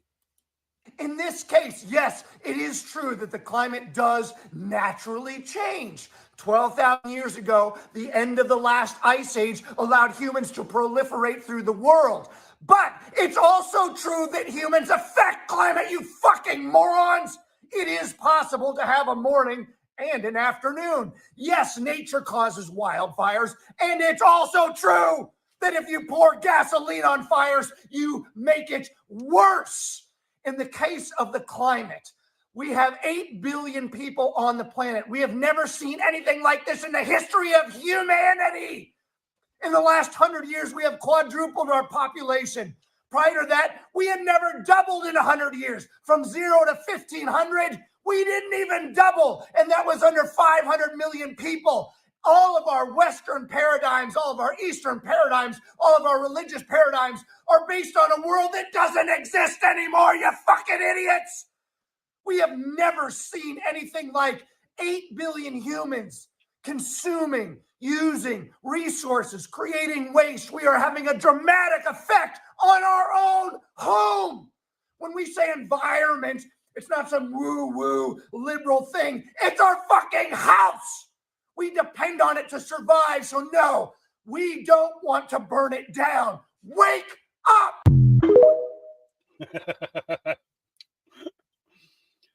Oh. Some people are just really retarded. All right. Here's a good one. UFOs are real and aliens are real, but they're not from outer space. And that's according to the top 2 UFO research. UFOs are real and aliens are real, but they're not from outer space. And that's according to the top 2 UFO researchers after decades-long research. So go to Sabrel.com and So pray where do they it's think up they're there in from if time. they're not from outer space? They're interdimensional and potentially fallen angels disguising themselves because they're liars of something, like you said, can't be proven or disproven. I'm from this galaxy 300 light years away. This is kind of what Tucker Carlson thinks. He thinks there's a spiritual element to it, and he thinks they've always been here, and he thinks that this is what's kind of documented in the Bible as like good and evil. And That's it, exactly. angels. I mean, that's what's going on. I mean, the top 2 UFO researchers said UFOs are real, number 1. Number 2, they're not from outer space. And number 3, they're demonic. And that's what I talk about, where it talks about fallen angels interbreeding with humans, as talked about in Genesis 6, and creating a race called Nephilim, who were men of renown, world leaders. Could you? World leaders. Men of renown. Yeah. Yeah. Hilarious. I don't want anybody peeing themselves, so hopefully you already emptied your bladder. Here you go. I think the problem right now is that people just don't know how smart I really am. They obviously don't know that I am currently working on important legislation to ban AM radios. I mean, it's 2024. Don't you think radios should be able to be used at nighttime too, not just during the morning? All right. Congresswoman Alexandria Ocasio-Cortez, thank you so much for your time. We really appreciate it. I think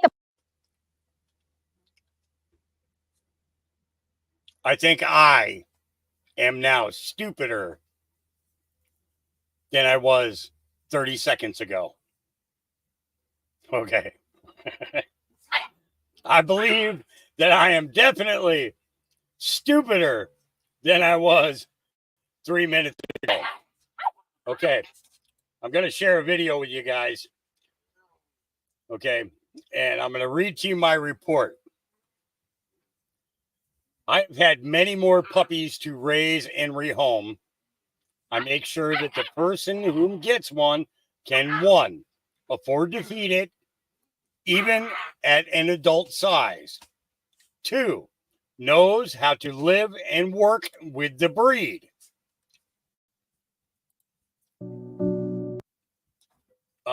Number 3, has a yard that is fenced in. 4, has the time and the patience to train the pup. Number 5, if circumstances ever arise that you can no longer keep the dog, then call me and drop it off here at the farm. And the reason that I posted that was because of this 3-month-old puppy dropped off in a parking lot.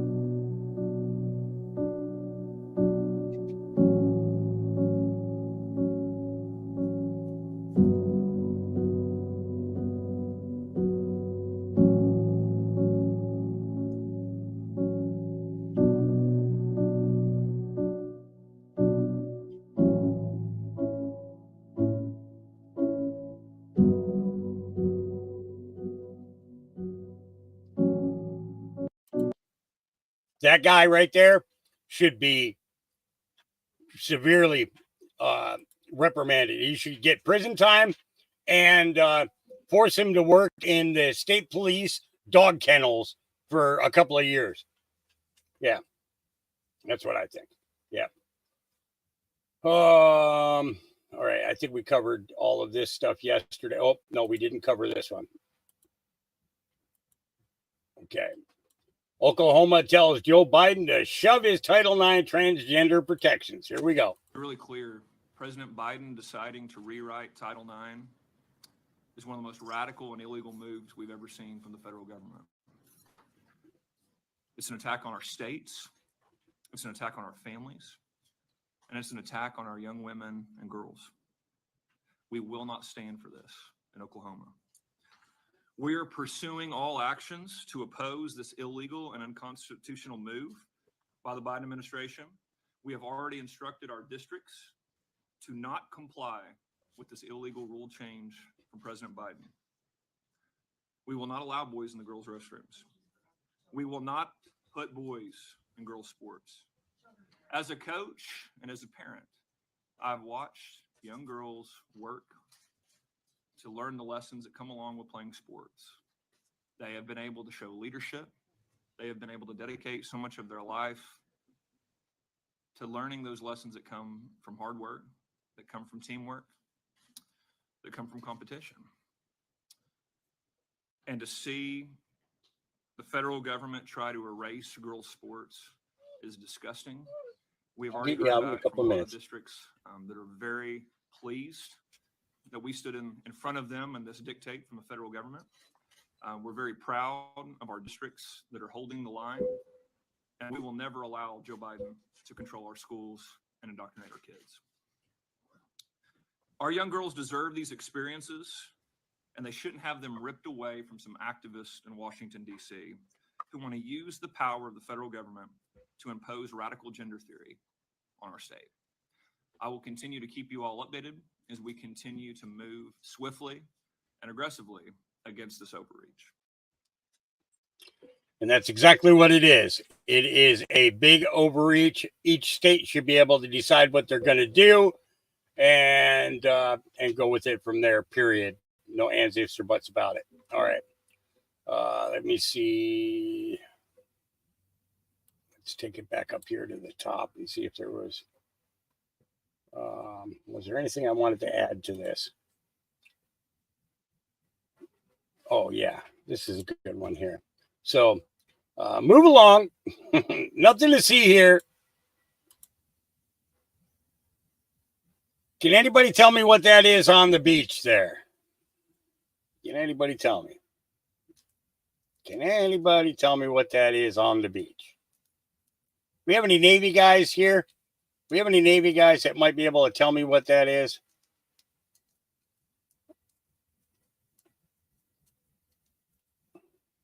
Anybody?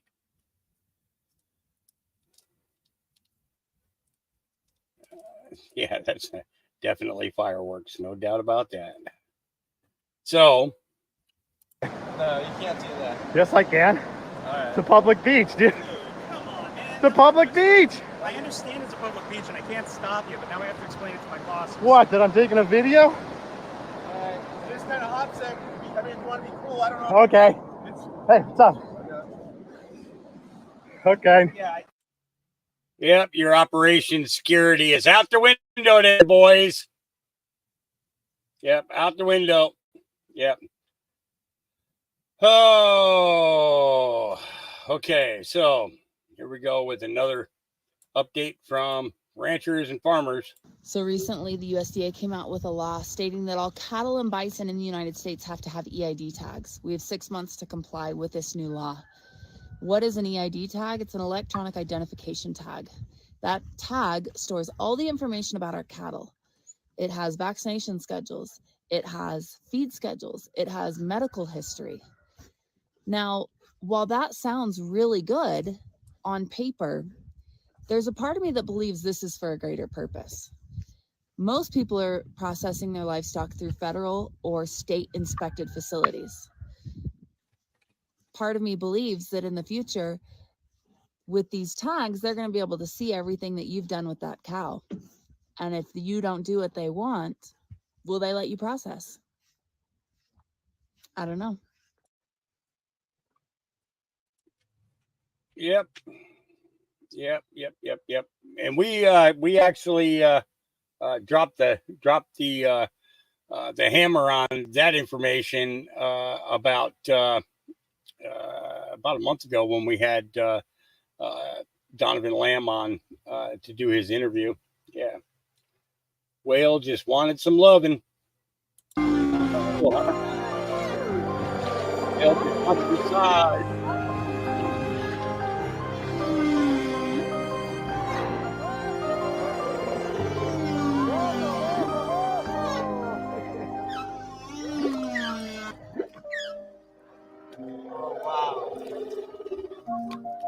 We are all the creators, creations.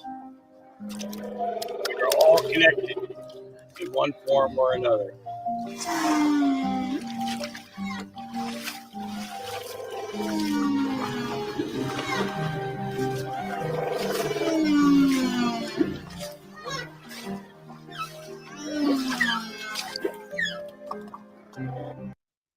What would you do if a whale just came up on the side of your boat and said, "Hey, can I have a face rub, please?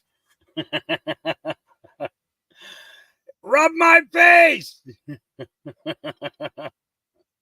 Oh, yeah. When Portland soys attack, Carly Boone says. Live pictures right now. This is happening just moments ago, and I believe this is Portland, Oregon. Police in riot gear arresting protesters. Actually, last hour we showed you there was a man with like a bullhorn and very few people here.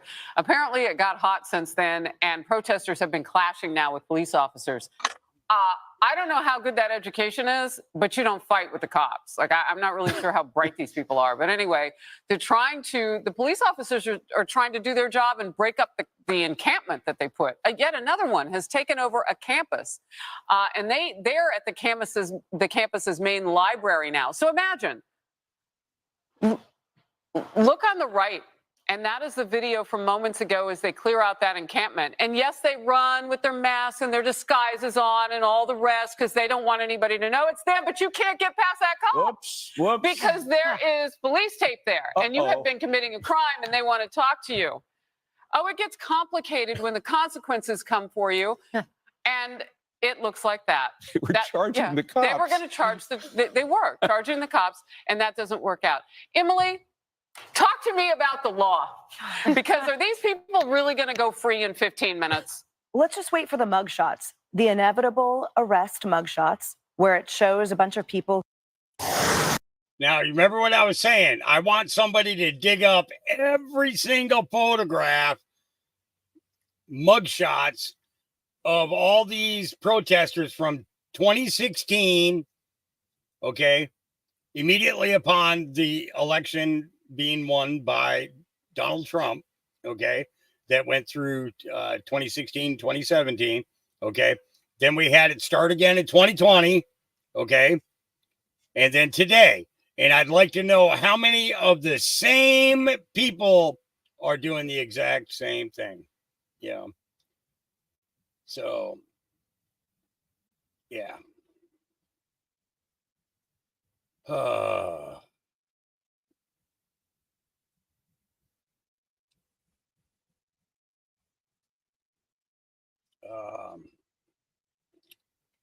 100% federal operation. I really can't stand Alex Jones. Red Pill Drifter says, well, that's that. Oops. Patriot Front member was arrested in Idaho carrying a megaphone marked FBI. Now, just so we can make sure that that's what it says.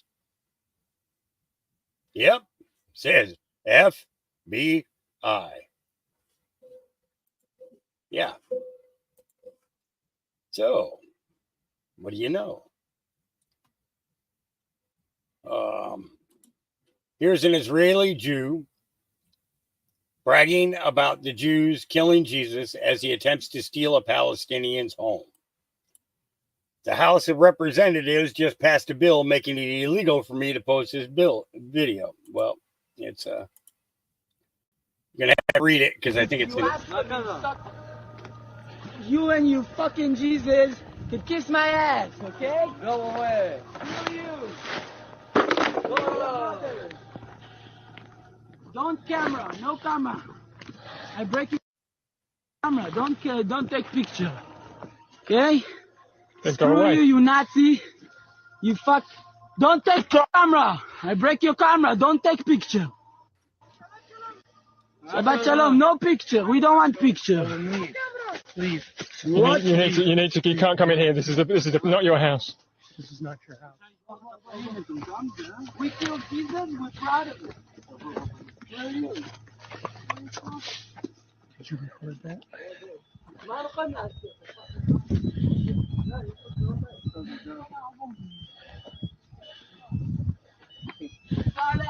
Get the fuck out of here. This is my land. This is not your land. It belongs to these families. You son of a bitch. I'm gonna kill you and the Palestinians. You Nazi, you son of a shit. And for that. Hello. This is my land. God gave it to me. Fuck you. Nazi. Call everyone you want. I'm gonna kill you. Bastard. This is my house. This is my land. God gave it to me. And fuck you.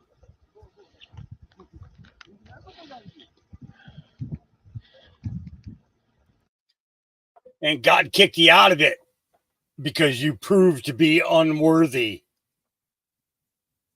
Yep. All right. So that's going to outlaw anti-Semitic speech, which includes talking about Israel. This is pretty wild. Check this out. It's called HR 6090.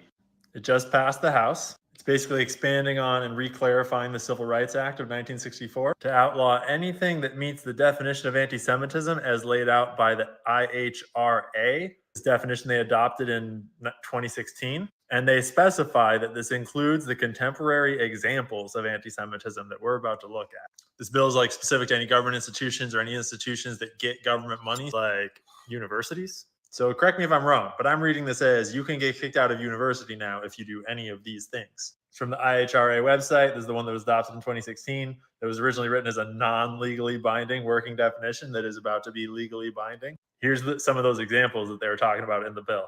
Making mendacious, dehumanizing, demonizing, or stereotypical allegations about Jews. Right on. I mean, like, let's not dehumanize. What do they mean by that? Such as, especially but not exclusively, the myth about a world Jewish conspiracy or of Jews controlling the media, economy, government, or other societal institutions. We'll come back to that. Accusing Jewish citizens of being more loyal to Israel or to the alleged priorities of Jews worldwide than to the interest of their own nation. We're looking at you, Anthony Blinken. Denying the Jewish people their right to self-determination, e.g. by claiming that the state of Israel is illegitimate. Yeah, that's illegal now. wonder why they'd have to make that illegal. Applying double standards by requiring. You mean double standards like not requiring them to, listen to the International Court of Justice? Double standards like them not having to listen to the UN? Double standards like bombing civilians isn't a war crime? I mean, we would never want to apply double standards to Israel, obviously. I'm not going to read that one. Holding Jews collectively responsible for the actions of the state of Israel. I mean, fair game. Lots of Jews are anti-Israel for great reason. But I couldn't help but notice that in the bill, there's the section at the bottom that says constitutional protection. Nothing in this act shall be construed to diminish or infringe upon any right protected under the First Amendment of the Constitution of the United States. Boom! Game on, baby. So I figured I'd exercise a bit of that free speech in the First Amendment of the United States of America Constitution, of which I am a citizen, and point out that these are the only 7 senators in the U.S. Senate that have not taken AIPAC money. 93 out of 100 senators in our government are taking money from the Israel lobby. You know, the one that brags about how they bribe all our politicians to keep Congress pro-Israel. Because, when something's the right thing to do, you have to pay people to believe it. Otherwise, why would they believe it? And you have to ensure that any of those bad people that don't believe it don't get elected because they're bad. The single most influential big money group in Democratic electoral politics. Because, Democratic electoral politics is all about big money and using that big money to defeat all the bad people that don't love Israel. Like, take this one, for example, where they elected Shontel Brown. In the 2022 election cycle, Shontel Brown was the top recipient of Israeli money, over $1 million. Just some random woman from Ohio. And that's because the ADL has this nice list of the most radical anti-Israel candidates in the 2022 primary. And Shontel's opponent, Nina Turner, is on that list. She's a very bad person. But I just couldn't help going back to these myths about Jewish people. And I generally actually try to keep my criticisms to Zionists and Israel. But when someone tries to make speech illegal, you know what I'm going to do? Is I'm going to do that speech. Because you can go fuck yourselves. That's why. And I would use that speech to point out that Google was founded by 3 Jewish people. The New York Times was founded and owned by a Jewish family, the Sulzbergers. Instagram and Facebook are obviously both run by Jewish people. David Zaslav is the president and CEO of Warner Bros. Discovery, who is also CNN. He's Jewish. Bob Iger, CEO of Disney. He's Jewish. Just a quick reminder how much Disney owns. We're talking FX, Marvel, ABC, ESPN, National Geographic, Pixar. They even own Star Wars. Brian Roberts, CEO of Comcast. Remember, Comcast owns NBC, MSNBC, all those. He literally goes to Israel every year to compete in the Jewish Olympics, the Maccabiah Games. Brian Levine is the CEO of Paramount Pictures and Nickelodeon. He's Jewish. The Newhouse family owns Advanced Publications. They're Jewish. In case you wanted to know who Advanced Publications runs, it's all these magazines. I mean, we could keep going, but honestly, the only 2 that really stand out are X, is owned by Elon Musk. We all know what they tried to do to him. And then we have TikTok. I already made a whole reel, or 10, about how TikTok is actually getting banned for other reasons than China. And how, what's his name? Steve Mnuchin, who is Jewish, is going to try to buy TikTok with all of his buddies. Never mind. I'll just let you go watch that one for yourself. I mean, we could keep going, but so far we've hit all of these companies. So remind me again about the myth of Jews controlling the media? Or does this bill outlaw reading too? Because I've just been reading a little bit. And obviously there's nothing wrong with Jewish people owning companies. And there's nothing wrong with Jewish people being the CEO of basically every media company in America. As long as they're not more loyal to Israel or to the alleged priorities of Jews than they are to the interests of their own nation, which you obviously need look no further than Ben Shapiro and the Israeli Wire to realize that would never happen. Except all that's illegal now. So that's how you know it's not true. Be careful not to go reading the wrong facts out there because some of those are pretty anti-Semitic. And don't think too much about how the Balfour Declaration was given to Lord Rothschild and was directly a trade of this land for you helping get America into this war. Or do I have my history wrong? Is it anti-Semitic to claim that the Rothschilds were the driving force behind making Israel a state? I'm a little confused on what's anti-Semitic these days. And in case humor and sarcasm goes over your head, obviously not all Jewish people are bad. And obviously not all Jewish people support Israel. Everyone is an individual. I'm just wondering if you're also going to be kicking people out of college for talking about Native Americans or Mexicans. Like, is it illegal to question the narrative around Black slavery? Or, I mean, it's not illegal for me to criticize my own government, but it's illegal for me to criticize another government? And it's good foreign policy to let another nation bribe our politicians, but it's illegal to question the bribing of our politicians? Maybe you guys can help me out in the comments so I don't get in trouble with the big boys. But then again, I never even passed high school, so I'm not sure this law applies to dumb folks like me. Ian Carroll. Did you hear that Congress is rushing to pass a law that's going to outlaw anti-Semitic speech? He's a funny one. Oh.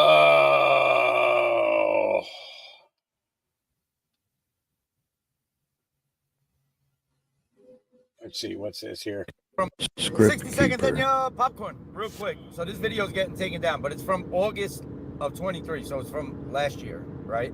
So I literally put up the video a year ago. You know, we were asking questions and doing this when it wasn't cool to do this, where you would get really ridiculed if you said anything or questioned the narrative.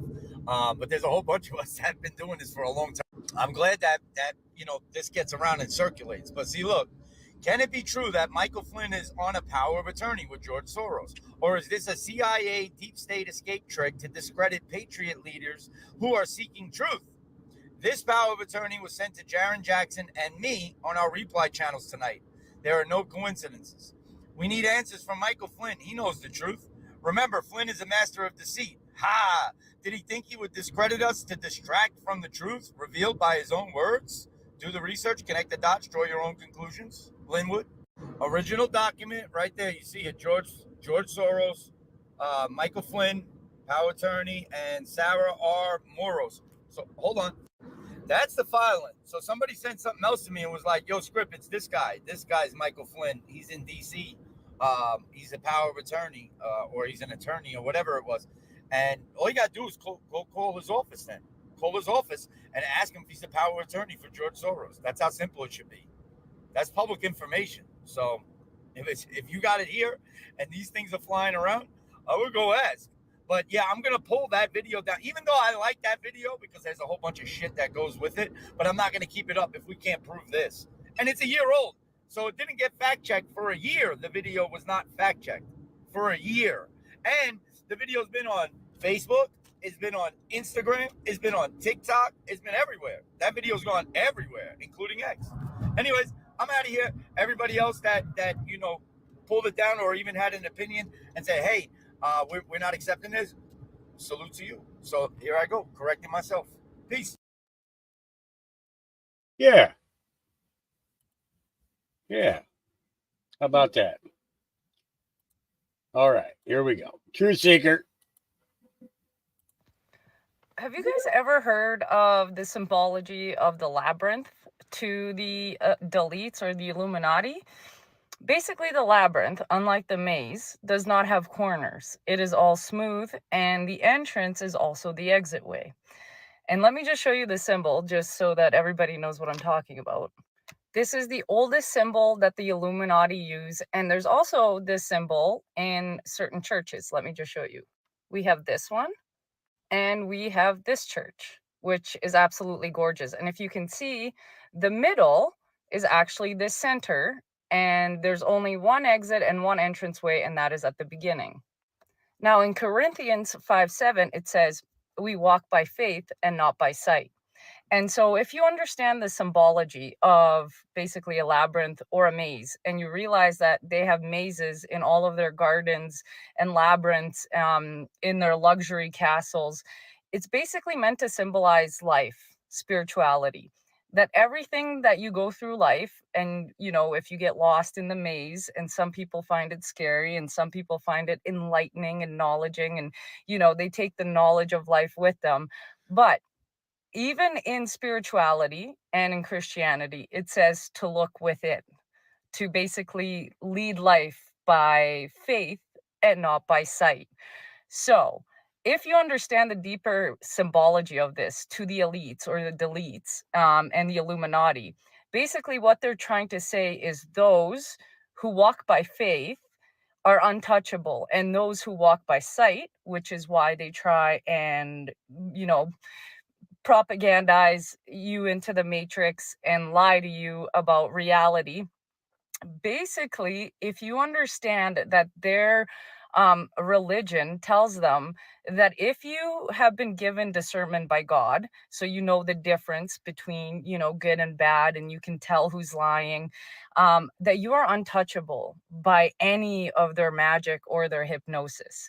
And if you don't have that, then you are easily led astray into the labyrinth and the maze and away from the center or away from the inside. And if you understand that deeper, then you will kind of understand how they managed to pull 2020 and why they do the things that they do and how they basically control us in this matrix through hypnosis and magic with a K, in order to basically gain control over us. Now, if you want to talk about cool subjects like this, there's only a few tickets left for the Canadians for Truth. If you go to canadiansfortruth.ca and use promo code TruthSeeker, there are only a few tickets left, but we will talk about a bunch of awesome, cool subjects like this. And I kind of want to go more into detail, but I would need like a half an hour video to basically give the full meaning of the symbology and how they think and how they think of us. But let me know what you guys think and what you know about the labyrinth.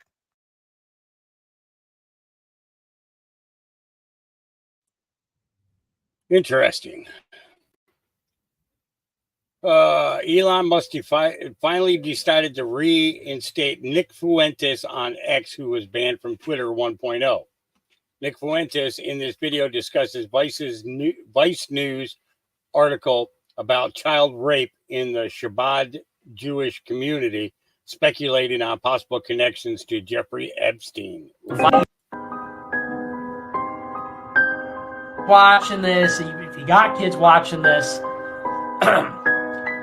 if you're sensitive, keep in mind this is pretty graphic stuff. But after all this broke out, I was sent this, and some other people posted it on social media. This is an expose from Vice magazine, a short excerpt from 10 years ago about the Chabad movement and the persistent problem of child rape in that community. This is the article. Rabbi Nuchem Rosenberg, who is 63 with a long graying beard, sat down to explain what he described as a child rape assembly line among sects of fundamentalist Jews. He cleared his throat. I'm going to be graphic, he said. A member of Brooklyn's Satmar Hasidim fundamentalist branch of Orthodox Judaism, Nuchem describes designs and repairs mikvahs in compliance with Torah law. The mikvah is a ritual Jewish bathhouse used for purification. Devout Jews are required to cleanse themselves in the mikvah on a variety of occasions. Women must visit following menstruation, and men have to make an appearance before high holidays such as Rosh Hashanah and Yom Kippur. Many of the devout also purify themselves before and after the act of sex and before the Sabbath. On a visit to Jerusalem in 2005, Rabbi Rosenberg entered into a mikvah in one of the holiest neighborhoods in the city. He said, I opened a door that entered into a schwitz. Vapors everywhere. I can barely see. My eyes adjust. I see an old man my age, long white beard, a holy-looking man, sitting in the vapors. On his lap, facing away from him, is a boy, maybe 7 years old, and the old man is having sex with him. Rabbi Rosenberg paused, gathered himself, and went on. He said, quote, this boy was speared on the man like an animal, like a pig. And the boy said nothing, but on his face, fear. The old man looked at me without any fear, as if this was common practice. He didn't stop. I was so angry I confronted him. He removed the boy from his penis And I took the boy aside. I told this man, it is a sin before God. What are you doing to this boy's soul? You're destroying him. He had a sponge on a stick, and he hit me across the face with it. How dare you interrupt me, he said. I had heard these things for a long time, but now I had seen. And the article goes on, it says, the child sex abuse crisis in ultra-Orthodox Judaism, like that in the Catholic Church, has produced its share of shocking headlines in recent years. In New York and in the prominent Orthodox communities of Israel and London, allegations of child molestation and rape have been rampant. The alleged abusers are school teachers, rabbis, fathers, uncles, figures of male authority. The victims are mostly boys. Rabbi Rosenberg believes around half of young males in Brooklyn's Hasidic community have been victims of sexual assault perpetrated by their elders. Half. Ben Hirsch, director of Survivors for Justice, a Brooklyn organization that advocates for Orthodox sex abuse victims, thinks the real number is even higher. He says, from anecdotal evidence, we're looking at over 50%. It has almost become a rite of passage, raping boys, by the way. Ultra-Orthodox Jews who speak about these abuses are ruined and condemned to exile by their own community. Dr. Amy Neustein, a non-fundamentalist Orthodox Jewish sociologist and editor of Tempest in the Temple, told me the story of a series of Hasidic mothers in Brooklyn she got to know who complained their children were being preyed on by their husbands. In these cases, the accused men very quickly and effectively engaged rabbis, Orthodox politicians, and powerful Orthodox rabbis who donate handsomely to political clubs. The goal, she said, is to excise the mother from the child's life. Rabbinical courts cast the mothers aside, and the effects are permanent. The mother is amputated. One woman befriended Dr. Neustein, a music student at a college outside New York, lost contact with all 6 of her children, including an infant she was breastfeeding at the time of their separation. So this is a report from Vice, and these are all Jewish sources. This is a testimony from a Jewish rabbi, Jewish nonprofit, other Jewish voices from Vice, and they're saying that within the Hasidic community in New York, the rate at which boys are being raped is over 50%, significantly over 50%. And it's like this everywhere. It's like this in Israel. It's like this in London. It's like this in New York. One has to wonder if these things are connected, especially considering what has been happening lately with Jeffrey Epstein.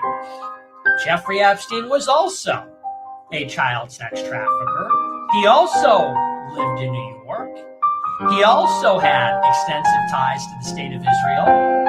And as you know, recently, his client list was revealed in the civil lawsuit against his girlfriend, Ghislaine Maxwell.